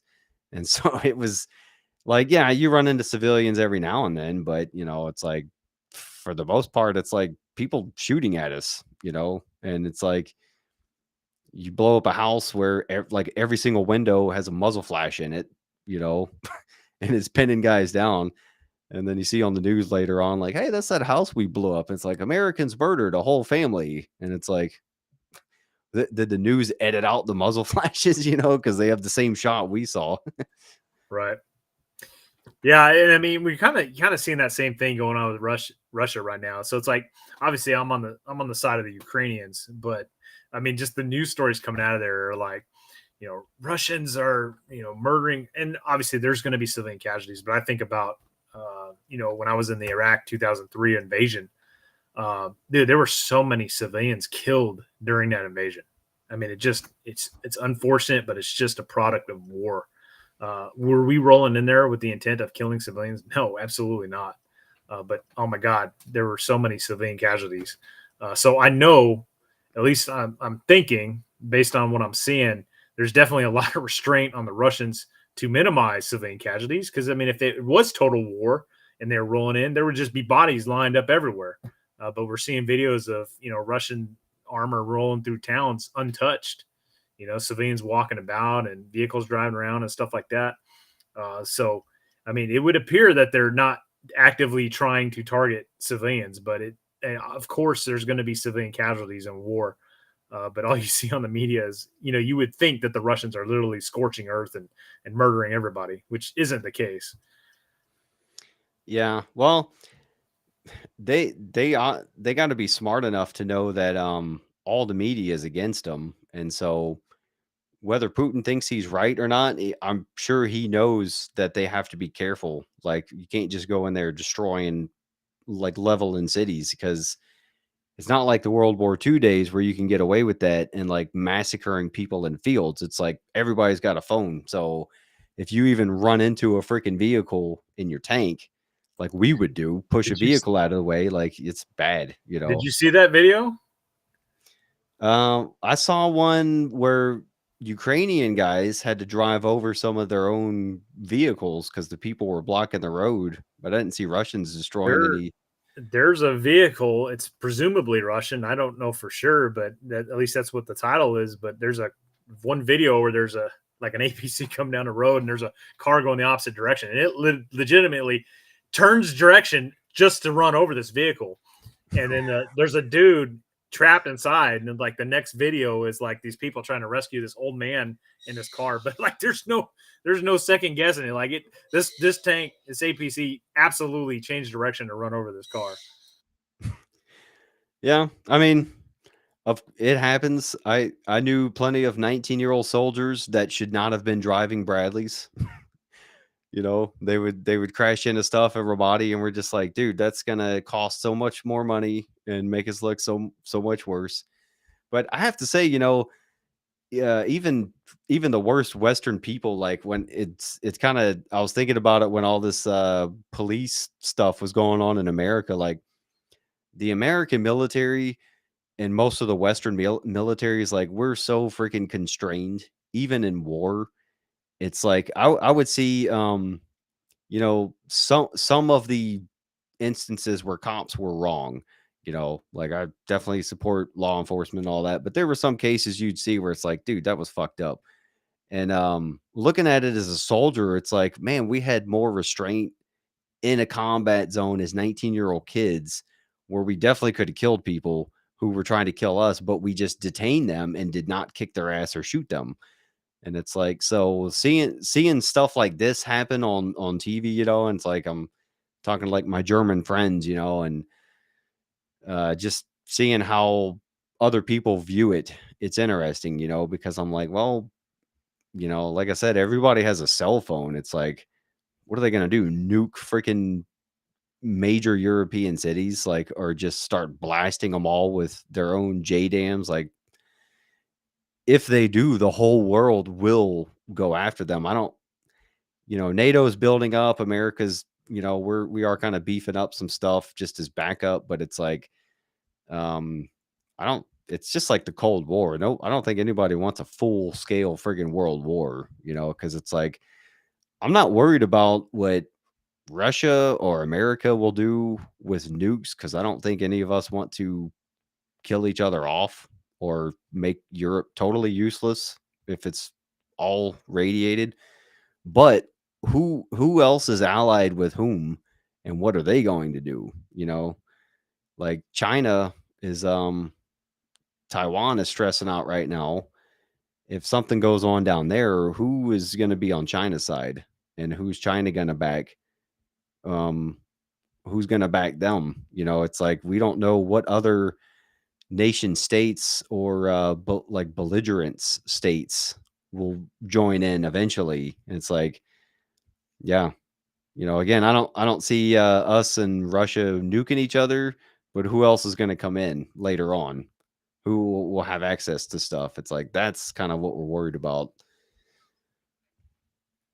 Yeah, and absolutely. And if people don't realize, like, the U.S. will absolutely get involved with the Taiwan invasion. We just have too much interest there. Like, unfortunately, it's kind of sorry to say this, but like the U.S., like, where does Ukraine rank on like U.S. Uh, you know, it's list of importance? Like, it doesn't. It doesn't. It's not even a NATO country, and so, I mean, that's one of the big reasons why we're not getting involved there. Plus, it'd kick off World War III. But I mean, China trying to take Taiwan, like, if they take Taiwan, like, that cuts us off from the South China Sea. The Taiwanese like make a whole bunch of microchips and all kinds of stuff. Like, they are a big player for us, and the U.S. isn't going to stand idly by and allow that to happen. And the Chinese know that. I mean, if they move on Taiwan, they know it's going to introduce a war with us. We won't officially come out and say that, but I mean, hell, the United States Marine Corps is completely revamped. I don't know if you've followed this at all, Randall, but like, we divested of our tanks. Like, Marine Corps has no tanks anymore. We're completely restructuring our infantry. So essentially, we're not going to have. We used to have specific MOSs. So it's like 0311's a rifleman, 0331's a machine gunner, 41 mortarman, 51 an assaultman. It's essentially going to be just, you're an 03 infantryman now. You're going to be the jack of all trades, master of none. As we used to, the way we used to look at it is like me, I was a machine gunner. Like, I knew machine guns front and back. That was my job. I knew machine guns and machine gun gunnery, right? But now it's like every single infantryman is going to know each weapon system to include javelins and mortars and everything else, kind of like a super grunt. And our squads are going to be different. Each squad's going to have jabs in it. But we're gearing up for this China fight. Essentially, what's happening. They got rid of tanks because they take up so much space on the ships. And the maintenance. Yeah. So, I mean, our Bradleys, they freaking, the first generation Bradleys we had, they were the A2s, and most of the ones we had in Germany, I wasn't on the first wave in 03, but the guys that did use them, they were like, yeah, these were the same ones they used in Desert Storm. like lasing systems that didn't even work right, tows that would just freaking disappear. Um, and then they got the A4s for our time in Ramadi, but they break down. It's like the advanced guard training we did do in Eastern Germany. Yeah, man, a fire team or two guys with a javelin, they could wreak havoc on a freaking tank column. It's interesting you mentioned that because I think it was after the Crimea thing. We did that. Yeah, it was like 13 countries from NATO. We did this like huge training exercise in Eastern Germany, and it was awesome.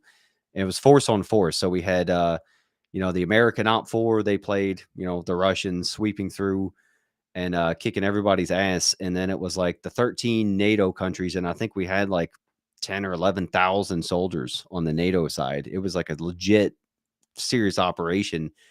But the whole plan was like we were civil affairs and we were on the outside, so we kind of got to see the whole the OC's version of how it was supposed to play out. What other nobody else got to see, and so the Eastern Force was supposed to come across, like smash everybody, and then the American flag eagle would reorganize NATO and push them out and be the heroes. And so we were like, yeah, standard American planning will save the day.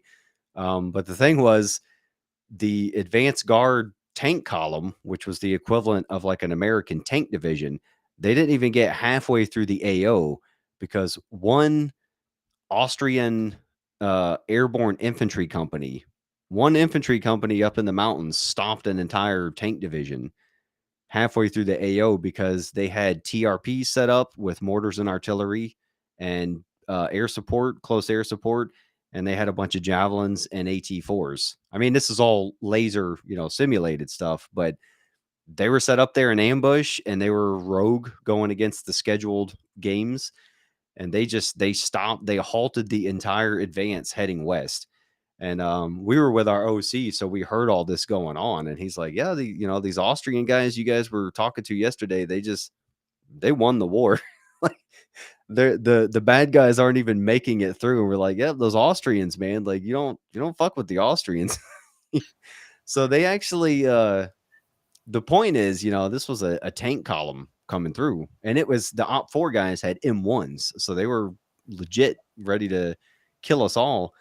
And these Austrian dudes up in the mountains, they stopped them dead in their tracks, because it was a bad mobility corridor. Like, what are you going to do with tanks in the mountains? Yeah. Freaking useless, especially with a ready and prepared dismounts in the, they had a choke point on them. So the OCs actually had to call these guys off and let the training scenario play out to let them get through and everybody else get into the fight. But yeah, that was awesome, man. And so I don't think people realize the power of pissed off grunts in the field that are armed properly. Because yeah, you take away a dude's beer and you give him the right training and armament, yeah, he'll stop everything. Yeah. I mean, the power of the infantrymen is just unbelievable. I mean, we're seeing that right now in Ukraine. Just infantry are standing up to heavy armor columns. I mean, it's nuts. So we kind of had the same deal in Bridgeport. It's up at our Marine Corps' Mountain Warfare Training Center. Our rifle company was OPFOR for the battalion. So we were wearing desert digital camis, just like the ones I got in the background here. And the rest of the battalion was wearing green digitals. And, they had a whole scenario and whatnot. And we had an AO we had to defend. And they gave us as part of the scenario in the measle, we had like our own internal Russian built 82 millimeter mortar systems. And the way it was done is like there was OCs with us and there was OCs with, the Blue Force side. And our guys, we occupied all these hilltops with OPs, and our guys were just calling in, mortar strikes on these battalion assets coming in with our notional 82 millimeter mortars, and the OCs would just like, all right, there's mortars impacting here around you, you're dead, you're dead, you're dead. And we just stomped the battalion, and they literally had to just stop and re-advise and reorient their mobility and their attack and everything, because it just completely threw a monkey wrench in their whole, scheme of maneuver. So it's crazy what happens if you go up against a peer threat, or even a near peer for that matter. Like, and that's how we need to be training, because our next fight is not going to be, freaking man dress wearing, sandal wearing AK carriers up in the mountains. It's going to be a peer or a near peer threat, just like what we're seeing in Ukraine right now. Yeah, or if you read the Kurt Schlichter books, they're fiction, but he's kind of predicted the future. It might be fighting our own guys if it comes down to it, and that means drones and our own technology and tactics used against us. That's like a fictional fantasy, but it's something to think about, like what if you had to fight similar dudes with the same technology? It's a different ball game. Bridgeport, that's I think that's where I come through to get to Reno off the 108. That's like y'all's cold weather Yeah. mountain Yeah. training? We fly into, when you go out to Bridgeport, you fly into Reno. Okay, yeah. So I actually drive right past that. Yeah, because I've seen some Marines out in the woods out there. I think it's Highway 108 from Kirkwood, and Kirkwood is not too far. Yeah, that's I wish I could have gone to that training. That looked really cool. And they actually welcome other branches and outsiders too. I just never got the chance, but that looks like some pretty good stuff. Yeah, we had I know SEALs go up there and they train. We've had some Royal Marine Commandos come out there with us when I've been up there. I've been up to Bridgeport like 5 times. Always a summer package, which is still cold, but it's just fantastic training, great terrain. It's just a whole new aspect that guys just are not used to. What am I trying to say here? They came up with Bridgeport Marine Corps Mountain Warfare Training Center after Korea, or maybe it was during Korea, to get guys, because we're fighting battles like the Chosin Reservoir. It's like Marines were not used to fighting in these type of conditions, so they stood up Bridgeport, and we've had it ever since. It's just a fantastic training facility. Yeah, and I like that you guys train in Norway a lot. For some reason the Army's not that active up there, but I've seen some pretty cool videos of you guys getting to do some cool winter training up there in the Nordic areas. That I actually have a German buddy that was um they call them pioneers, but it's a pathfinder for us. He was a German pathfinder. And we were talking about camping, and I was telling him about my area and stuff, and he was like, "Oh, did you learn this shelter and this?" And it's like uh that's one cool thing about the European guys, that when they get specialized in their military and they have the funding, they learn a lot of stuff like fieldcraft and craftsman stuff that we don't always get unless we go to like a SEER course, or like your mountain warfare training. Like think about the average Army SEER training. It's an online course with like videos and clicking through stuff, and it's like you don't make it's an absolute joke. Yeah, I did that too. Yeah, and it was mandatory. SEER 100 we had to do every year, and we're like, dude, this is so bad. But yeah, I'd work with these German guys. Like before Afghanistan, we did a really cool train up. We went. It was on the Austrian side, but it was a German ski infantry unit. And these guys, we climbed this hill not far from the Eagle's Nest, this huge mountain, and it took like a whole day. And this guy's telling me about all the training they do, and I'm like, "You're a ski infantry unit, and this is what like you guys do all this training." He's like, "Well, yeah, you were infantry. You guys didn't do this stuff either." I'm like, "No, man. Like, I mean, these guys, like any one of these dudes, you could just throw them out in the winter forest with nothing, and they'd be okay." It's like I picture the average Joe, the average soldier. If you just threw him out in the winter forest, like he would die. It's like if he didn't have a Bic lighter on him and a knife, he would die. Because it's just the training's not there. Yeah. Yeah, well, our guys are definitely not. I mean, hell, even fighting. If you were to take American infantrymen that weren't specifically to train in cold weather conditions and drop them in like Ukraine right now, like they'd be hurting. Yeah.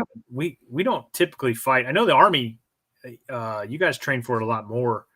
But I mean, and like Marines go to Norway and stuff, but like your average Marine does not get that really intensive cold weather training unless their unit goes to Bridgeport specifically. So it's really a skill that we lack as a whole. I showed up to Germany in 2003, and I had done basic infantry training at Fort Benning in the summer. So they didn't even give us cold weather gear in basic training. You know, you sleep in the mud in your fatigues. You don't need. We don't even have. We didn't even have a field liner, field jacket liner. And then I get to Germany in like September, and they just gave me duffel bags of stuff, and it's like extreme cold weather gear, extended cold weather stuff, and I'm like, what is this crap, man? It's like old World War II Snoopy hats and stuff. And I'm like, I don't need any of this crap, you know? And it's like, then I actually met my unit in Baghdad for that first deployment. So we had like a Baghdad winter. But then when we came back and did our first German field rotation, which was like January, February in Eastern Germany, it's like minus 20 Celsius. I think that's like 10 degrees, 11 degrees Fahrenheit, maybe less. And yeah, I'm from Mississippi, first time in the military in the snow in the winter, and I was almost died. It was bad. I was like, oh, this is what all this crap's for. Yeah, okay, we got to wear this stuff.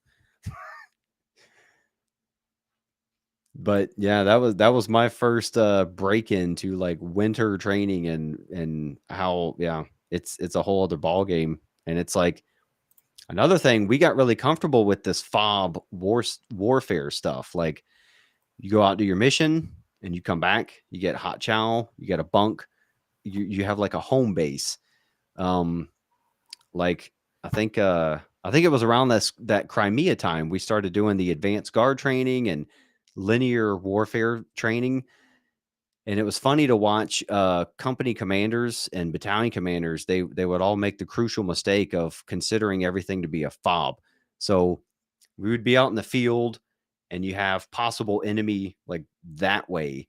And they would they would have a line of tanks or scout vehicles or whatever. And then they would set up like a big old talk, out in the field, not considering the enemy. It's fluid and there's no like perimeter. So battalion talks were getting overrun.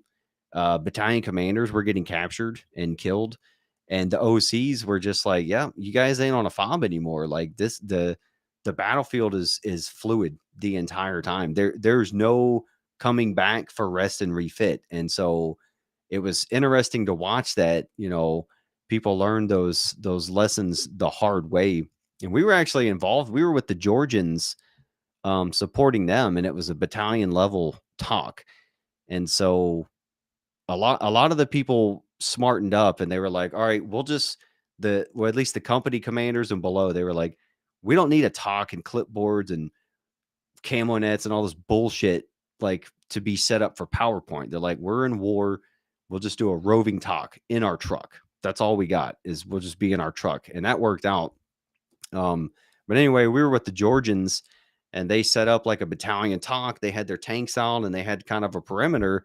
And then all of a sudden, these 113s just came out of nowhere right on top of us and just started lighting up the whole area. And they had like those simulated 50 cal weapon systems and just slaughtered the entire battalion CP. And it was just us four reserve civil affairs dudes with like 240 and a bunch of M4s that kind of stopped the attack a little bit and saved the battalion commander and kind of got out of the area so their tanks could come through and actually kill the guys. And the OC was like, man, thanks to the reserve CA guys that saved the Georgian infantry. Like, what are you guys doing? Like, it was that fob mentality. They were racked out with their helmets off, like just nowhere near their guns. They just thought they were in this perimeter safe, like you are on the fob, and we just happened to be like on our guns. Like, I mean, civil affairs is pretty boring. So when we would go out with guys, we were like, I trained all my guys like grunts. I'm like, guys, we're CA dudes, but we're going to kill everybody if we have to. So it's like, that was our mentality going out. It's like, all right, we'll be nice, but your first mission is to kill everybody if you have to. Like, then you be nice. Yeah, that's why the Marine Corps for the longest time has had that saying, every Marine's a rifleman. Because we got in our own, history, like battles of Guadalcanal, where you got cooks are having to, man fighting positions. Yeah. So there was one story of a Marine aviator. He was flying and fighting, hooking and jabbing with the Japanese in the air, and then his plane got shot to shit, and ended up becoming like a platoon commander on the ground later on when when he didn't have an aircraft anymore. So we have so many stories of that, and that's why the Marine Corps has continued to make sure everybody is trained to that, basically trained infantry standard. So it's like every Marine after recruit training has to go to Marine combat training and get 2 weeks of infantry training per se before they go to their MOS school. It's for that specific reason. That's a good philosophy. I mean, yeah, no, I I hear you. I'm not saying they're grunts for sure.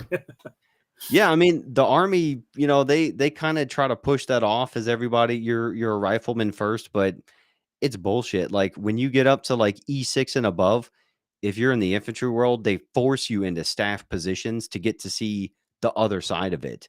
But there's no cross training on the support guys getting to see what the grunts are doing. And it's like, it would work either way, like me being a young cocky grunt, I hated pogues, and I'm like, just give me MREs and I'm fine. And it's like, well, you need bullets, you need gas, like you need the support guys. So later on, it was good for me to move up in levels and get to see what kind of silly shit they're dealing with.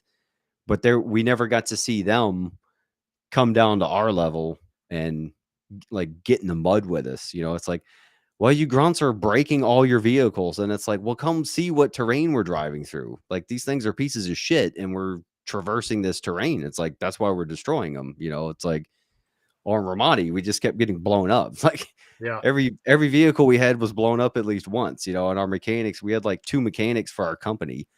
And they're like, will you guys quit getting blown up? And we're like, yeah, sure. We enjoy it so much. Like, it's just, there's a bomb in the road. Let's go that way. It's like, but like a couple of them would come out with us in their 88s for recovery to pick up. And they're just like, man, this place sucks. And we're like, yeah, like, you think we like getting blown up? Like, so that was the thing. Let's fuck with the mechanics. That was the thing that I really enjoyed about deploying with the reserve unit is like it's a different beast, man. I had in my platoon in Afghanistan, again, it was a reserve deployment for me. In my platoon, I had like 3 guys that were full-time mechanics for their civilian occupation, as opposed to my other 2 deployments, when I was younger on active duty. Like they were all like 18, 19-year-olds, like straight out of freaking high school, Nobody knew how to fucking turn wrenches on gun trucks. But these cats were fixing their own gun trucks at the patrol base, like not even at the FOBs. So there's absolutely some benefits to being a forward deployed reserve unit when it comes to stuff like that. Like we had guys making like plumbing and shitters and all kinds of stuff. It's crazy. Yeah, reserves are I've actually never worked with any of y'all's reserves. Do you guys have infantry in your reserves? Oh yeah. Yeah. See, that's awesome because we don't. If you want to be infantry outside of active duty Army, you got to go to the Guard. Is that right? Yeah, it's a bummer because I didn't want to do CA. I would have stayed infantry, but couldn't do it in the reserves. Yeah, we have 4th Marine Division, and there's plenty of infantry battalions. I mean, that's essentially what I've done ever since I left active duty. So when I left active duty, I had a prior service recruiter called me within like the first couple months I was out. And he's like, "Hey, Devil Dog, I bet you're missing that camaraderie." And I was like, "I absolutely am." Yeah. Like, how fast can I get you to come in for an interview? I was like, "I'll be there tomorrow." So I come in and they're like, well, here's your options. Here's the local reserve units, and all in my area, the only reserve units that are close is like artillery, air wing, all this, pogue stuff. And not to put down the non-infantry types out there, but I was like, look, I got fapped out my last like 6 months in the Marine Corps to a non-infantry unit to finish out my time. And I was like, I can't do it. Like if I'm going back into the Marine Corps to serve in any capacity, like I'm going to an infantry unit. So, okay, well, there's, Bravo Company 123 over in Bossier City, Louisiana. So they take me out there, and as active duty guy, you got kind of preconceived notions of reservists, um, which I absolutely held. I'll admit that. But I get there, and these guys are doing a squad competition. If you guys are not military dudes and you don't know what that means, it's like the squads. Each platoon has squads, and these squads were competing against each other in a bunch of series of events, like rifle range and O course, and like it's all laid out over a course of like however many miles, and they go and they do an event and they run to the next one. And they got rucks on and stuff like that. So, anyways, they're doing a squad comp. So I get there and I'm watching these guys, and they're like crawling under barbed wire in the mud, and it's like that scene out of Spies Like Us, or like hut hut hut hut hut. And I'm watching this, and I'm like, damn. I was like, freaking reserve infantry's there. These are hard dudes, man. They're not pussies at all. And then so I joined the reserves, and then I check in, and that very first drill I check in, it was a home site drill, all admin stuff. Dude, we're sitting in the drill center for hours on end, sitting on our ass, like waiting in lines. And I'm like, yeah, this is exactly like I remember. So anyways, there's plus and minuses about reserves. And but yeah, we do have reserve infantry for sure. Yeah, that's cool. Yeah, see, I did it just because I did 4 years active the first time, and it was like 2007 when I was leaving active duty, and a recruiter in Germany was like, he's like, dude, if you just separate as an infantry guy, you will get recalled. And so most of my buddies were recalled, so I had a reason to believe it. So he's like, yeah, go into the reserves. You can hang out here and do all the pogue stuff and get by, do your minimum 8 years, and then you're good. And so I did that, and it wasn't civil affairs yet. It was like a base defense liaison team. It was horrible. My first year, it was like, what a joke. But then we stood up as civil affairs, and we actually like started doing really cool, like the Eastern European stuff and the cool guy stuff, like run around in civies in Eastern Europe, like spying on people, and, like hanging out in bars with locals. And, we'd be in like Eastern Europe, in like Russian bars, and like CA, we're not spying on guys. We're just talking to people, and we just happen to go out in the wrong bar. But, just cool guys, stuff like that. Just like 2 or 3 dudes together. That's it. No company commander, no babysitting, it's like relaxed standards. And that's kind of why I stuck it out. Cause I was like, well, I'm not doing grunt stuff. Like we would support, when I went to Afghanistan, we supported the 173rd. So we supported their scouts, where I first was, and then later one of their infantry brigades. So we would support combat arms, but those actually weren't fun because we were supporting combat arms as support, like civil affairs. And we could do cool stuff, and we did, but usually, it's just like when I was a grunt, it's like, whatever, CA guy, go fucking hand out some soccer balls or money. We blow up the house, CA guy, go give the guy money, so that's all they knew about us. And so we'd support them, and we're like, this sucks, man. Because they didn't know how to use us. So we would just like sneak away and like hide from them because they would want us to do guard tower and shit for them. But then later on, like everything outside of that, it was a blast because it was like, we call it big army, like the army nanny state, where you're scared of guns, you're scared of doing hua stuff. And we were like totally away from that. So Jeff, the guy that helped me in the survival games, he was actually my company commander.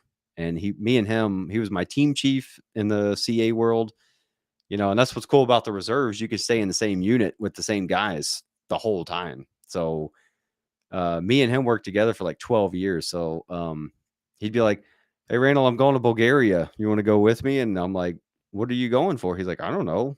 For 2 weeks. You want to come? I'm like, fuck yeah, let's go to Bulgaria, man. And be back in Germany for a couple months. Like, hey, we got a mission to Riga, Latvia. Where's Riga? Oh, that's the capital of Latvia.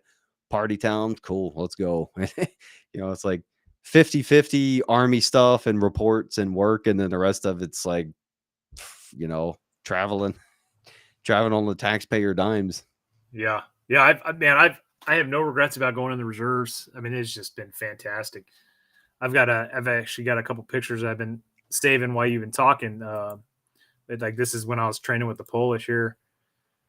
So just unbelievably opportunities that have come down since I've gotten to train with the reserves.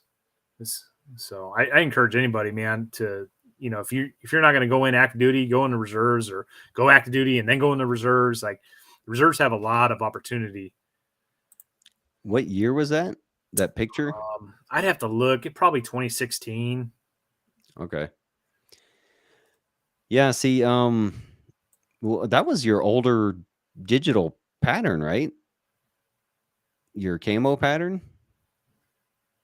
Well, I mean, we've had the same uniform since '03.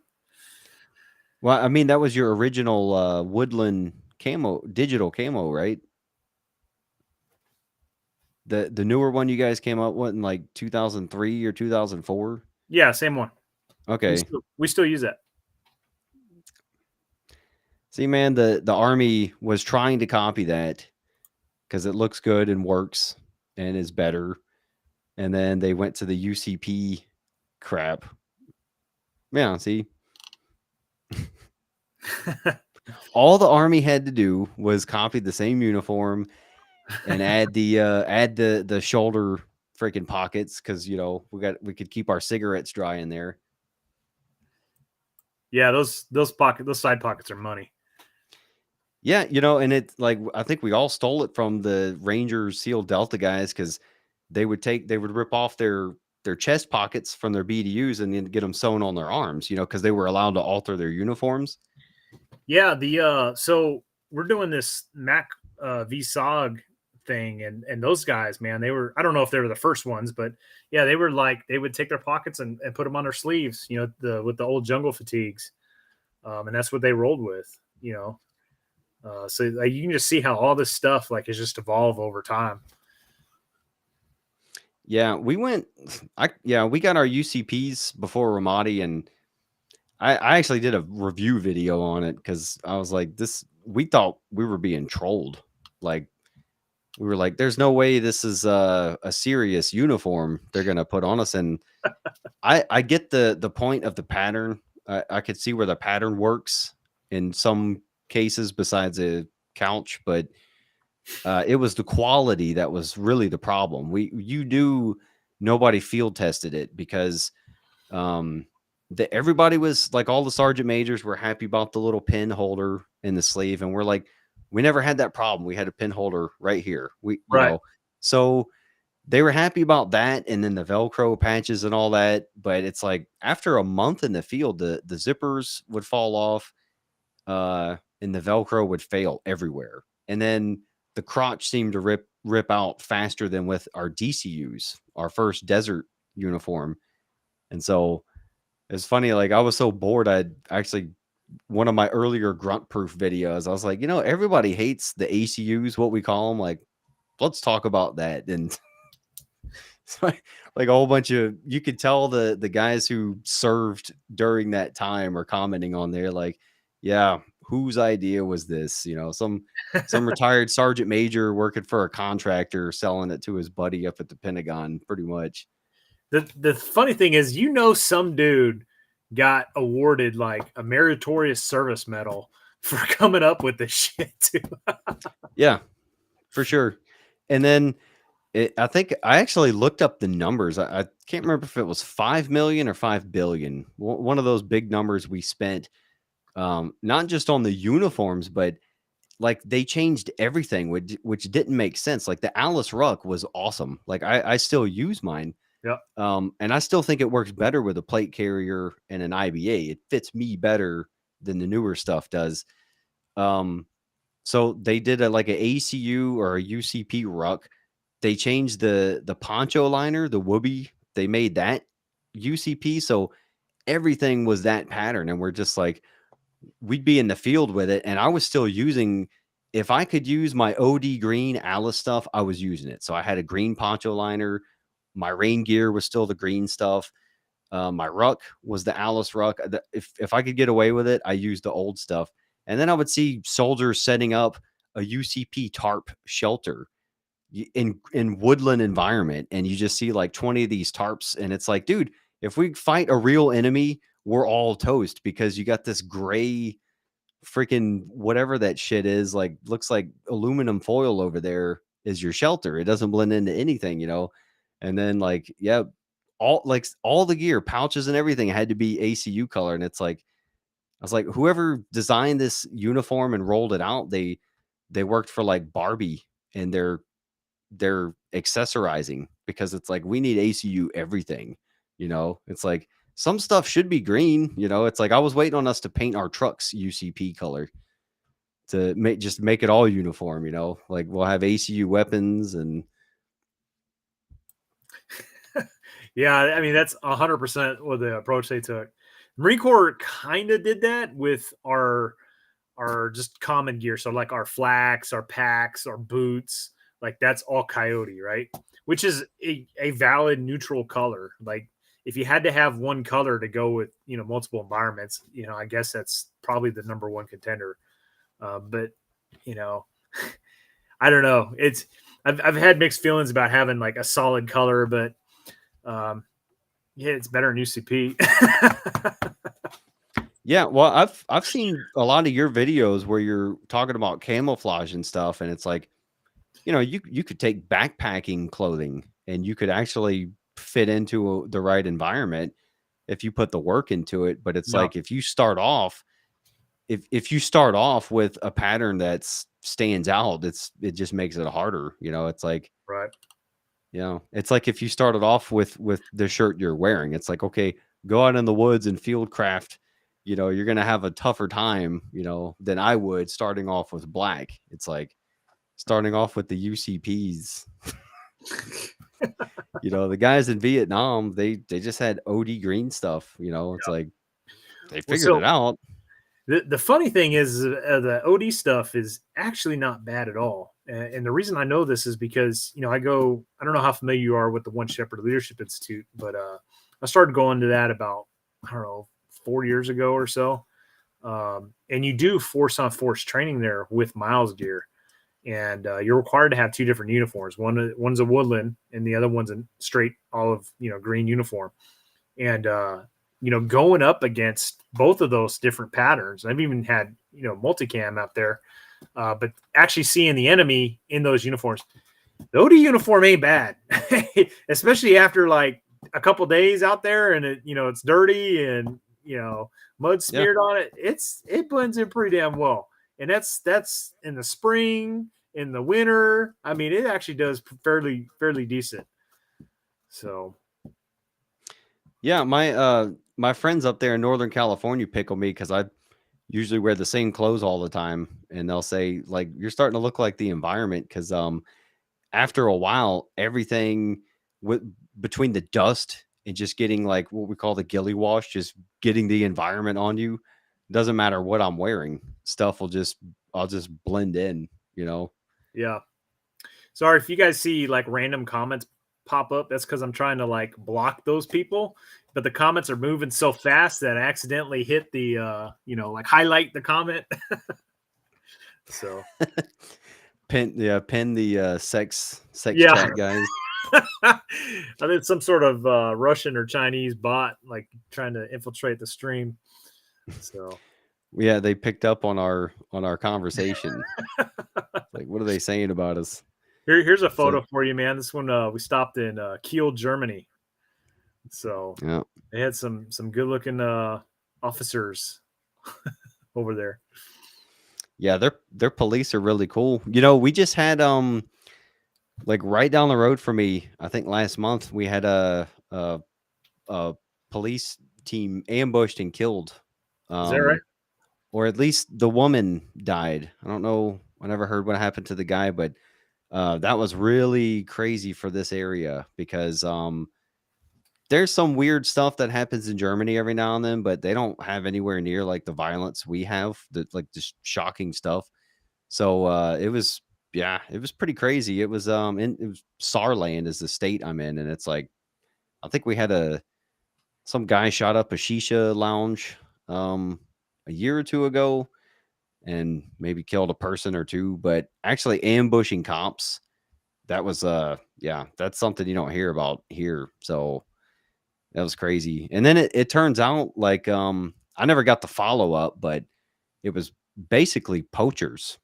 Hunters were poaching, and you know, that was their only option. It's like,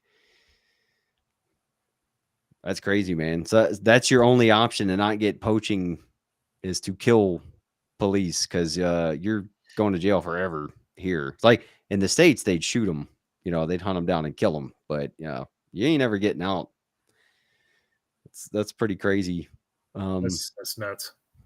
Then again, it's kind of a dark joke over here. It's like with the taxes, like your sentence of killing a cop over here might be lower than poaching because of the environmentalism stuff. Like the sentence might even be lower for shooting a cop than littering, because it's dark humor, but because they're all it's pretty Greta over here, like environment over everything.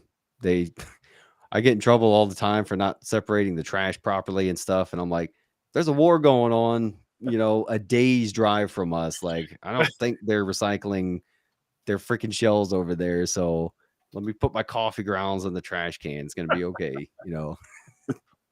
Big picture, guys.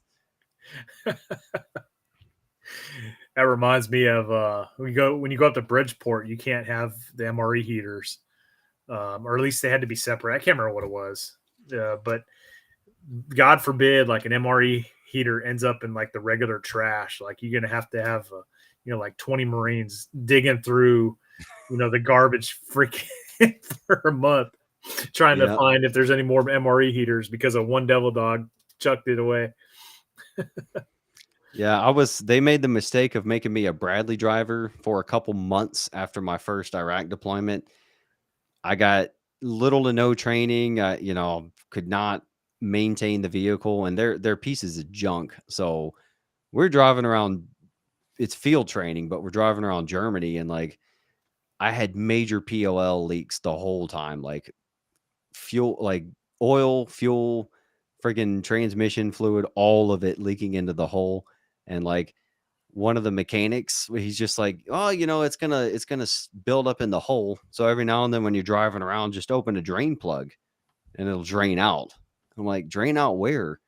He's like, it'll just go in the dirt in the woods and stuff. I'm like, all right. I mean, I'm a 19-year-old kid. I don't care.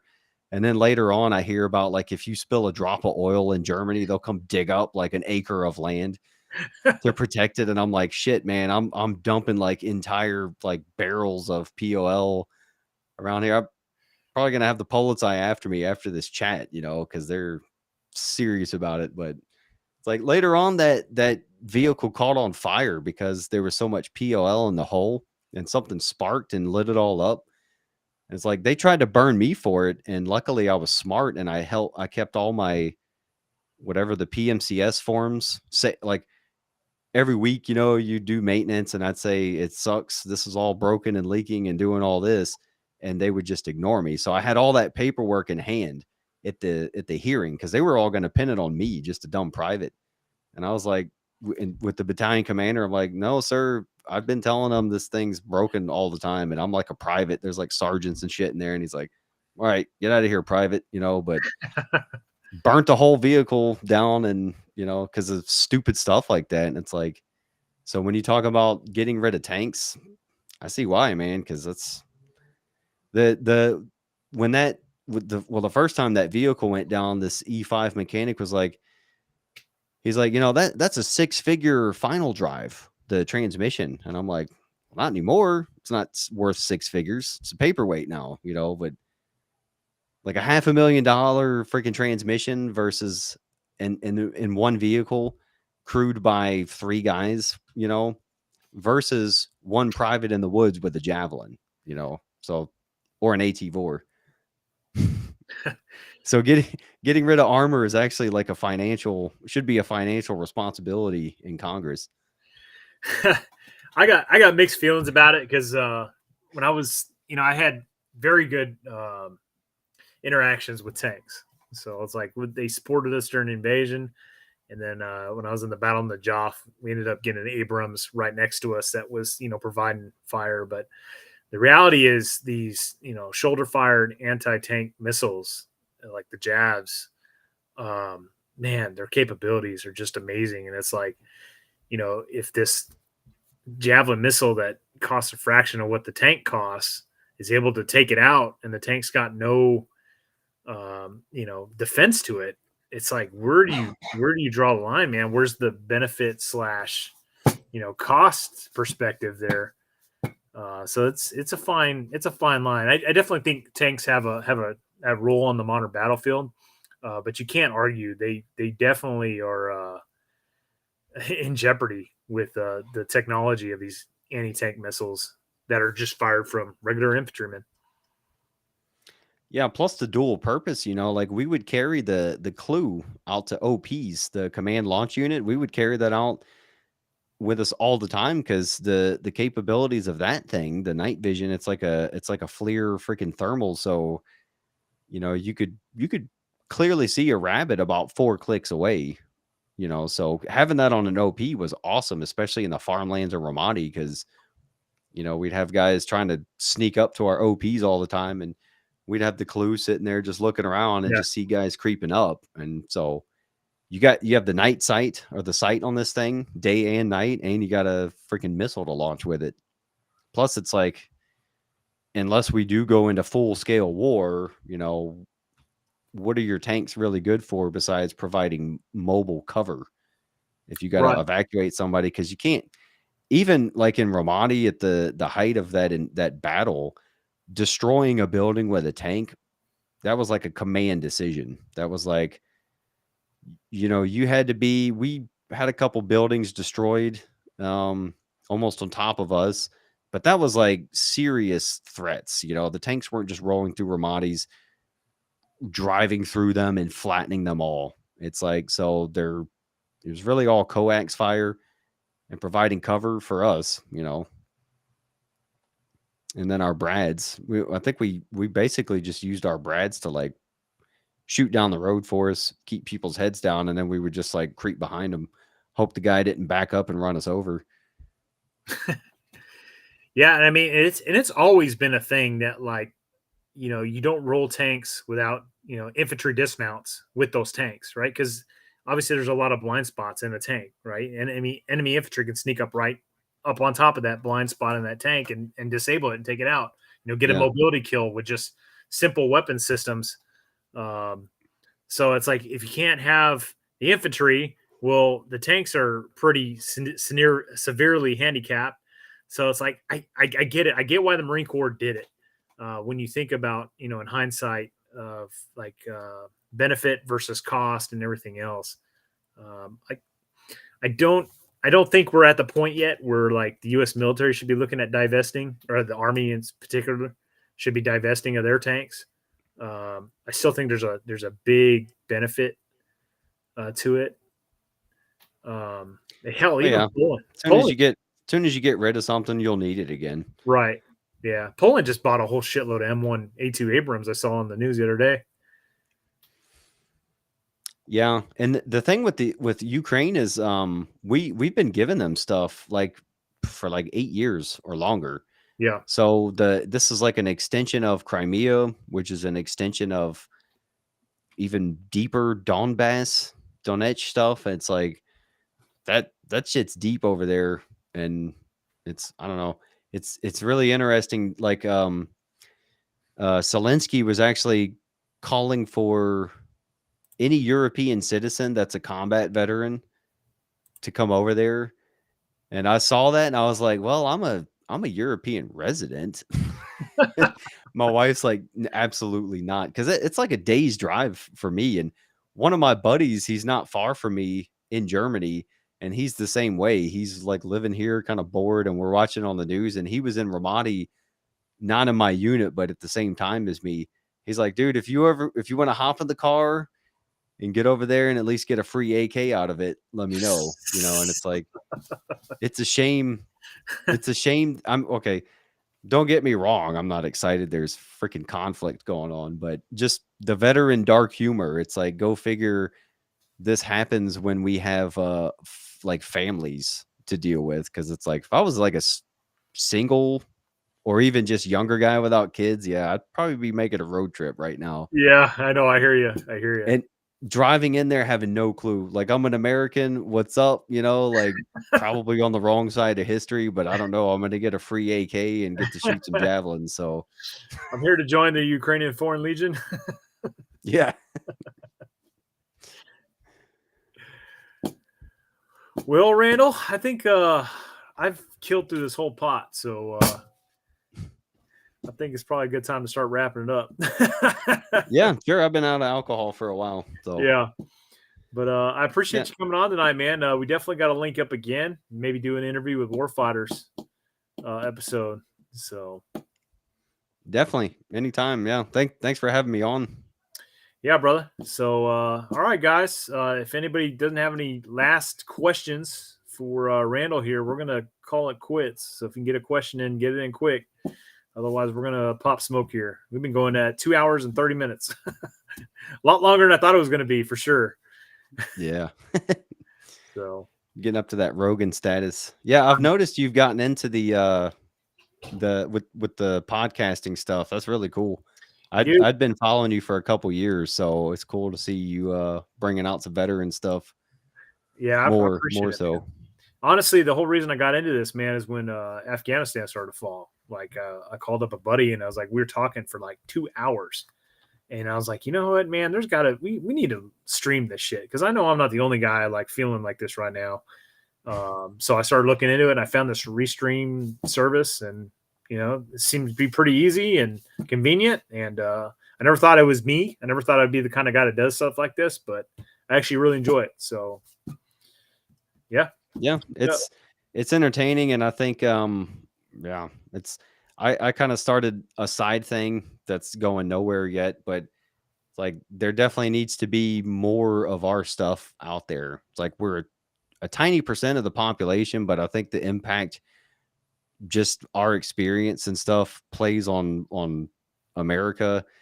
It's definitely like underrated, especially these days.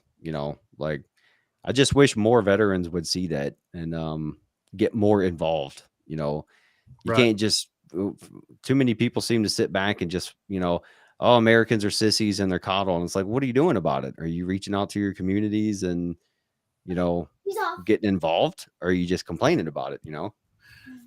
Yeah. I just saw a comment. Somebody said James Yeager is going to go fight. Is that true? Who? James Yeager. He's got a YouTube channel, Tactical Response.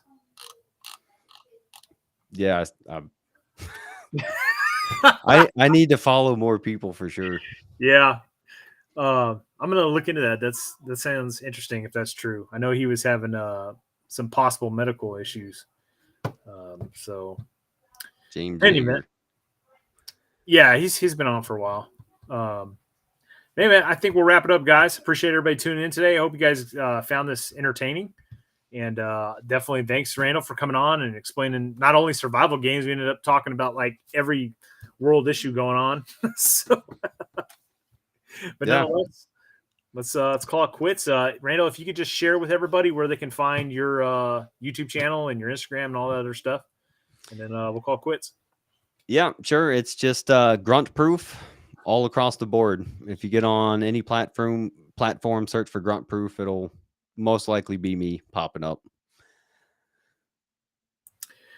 All right, guys. Have a good night. Yeah. Thanks, man. Take care, guys.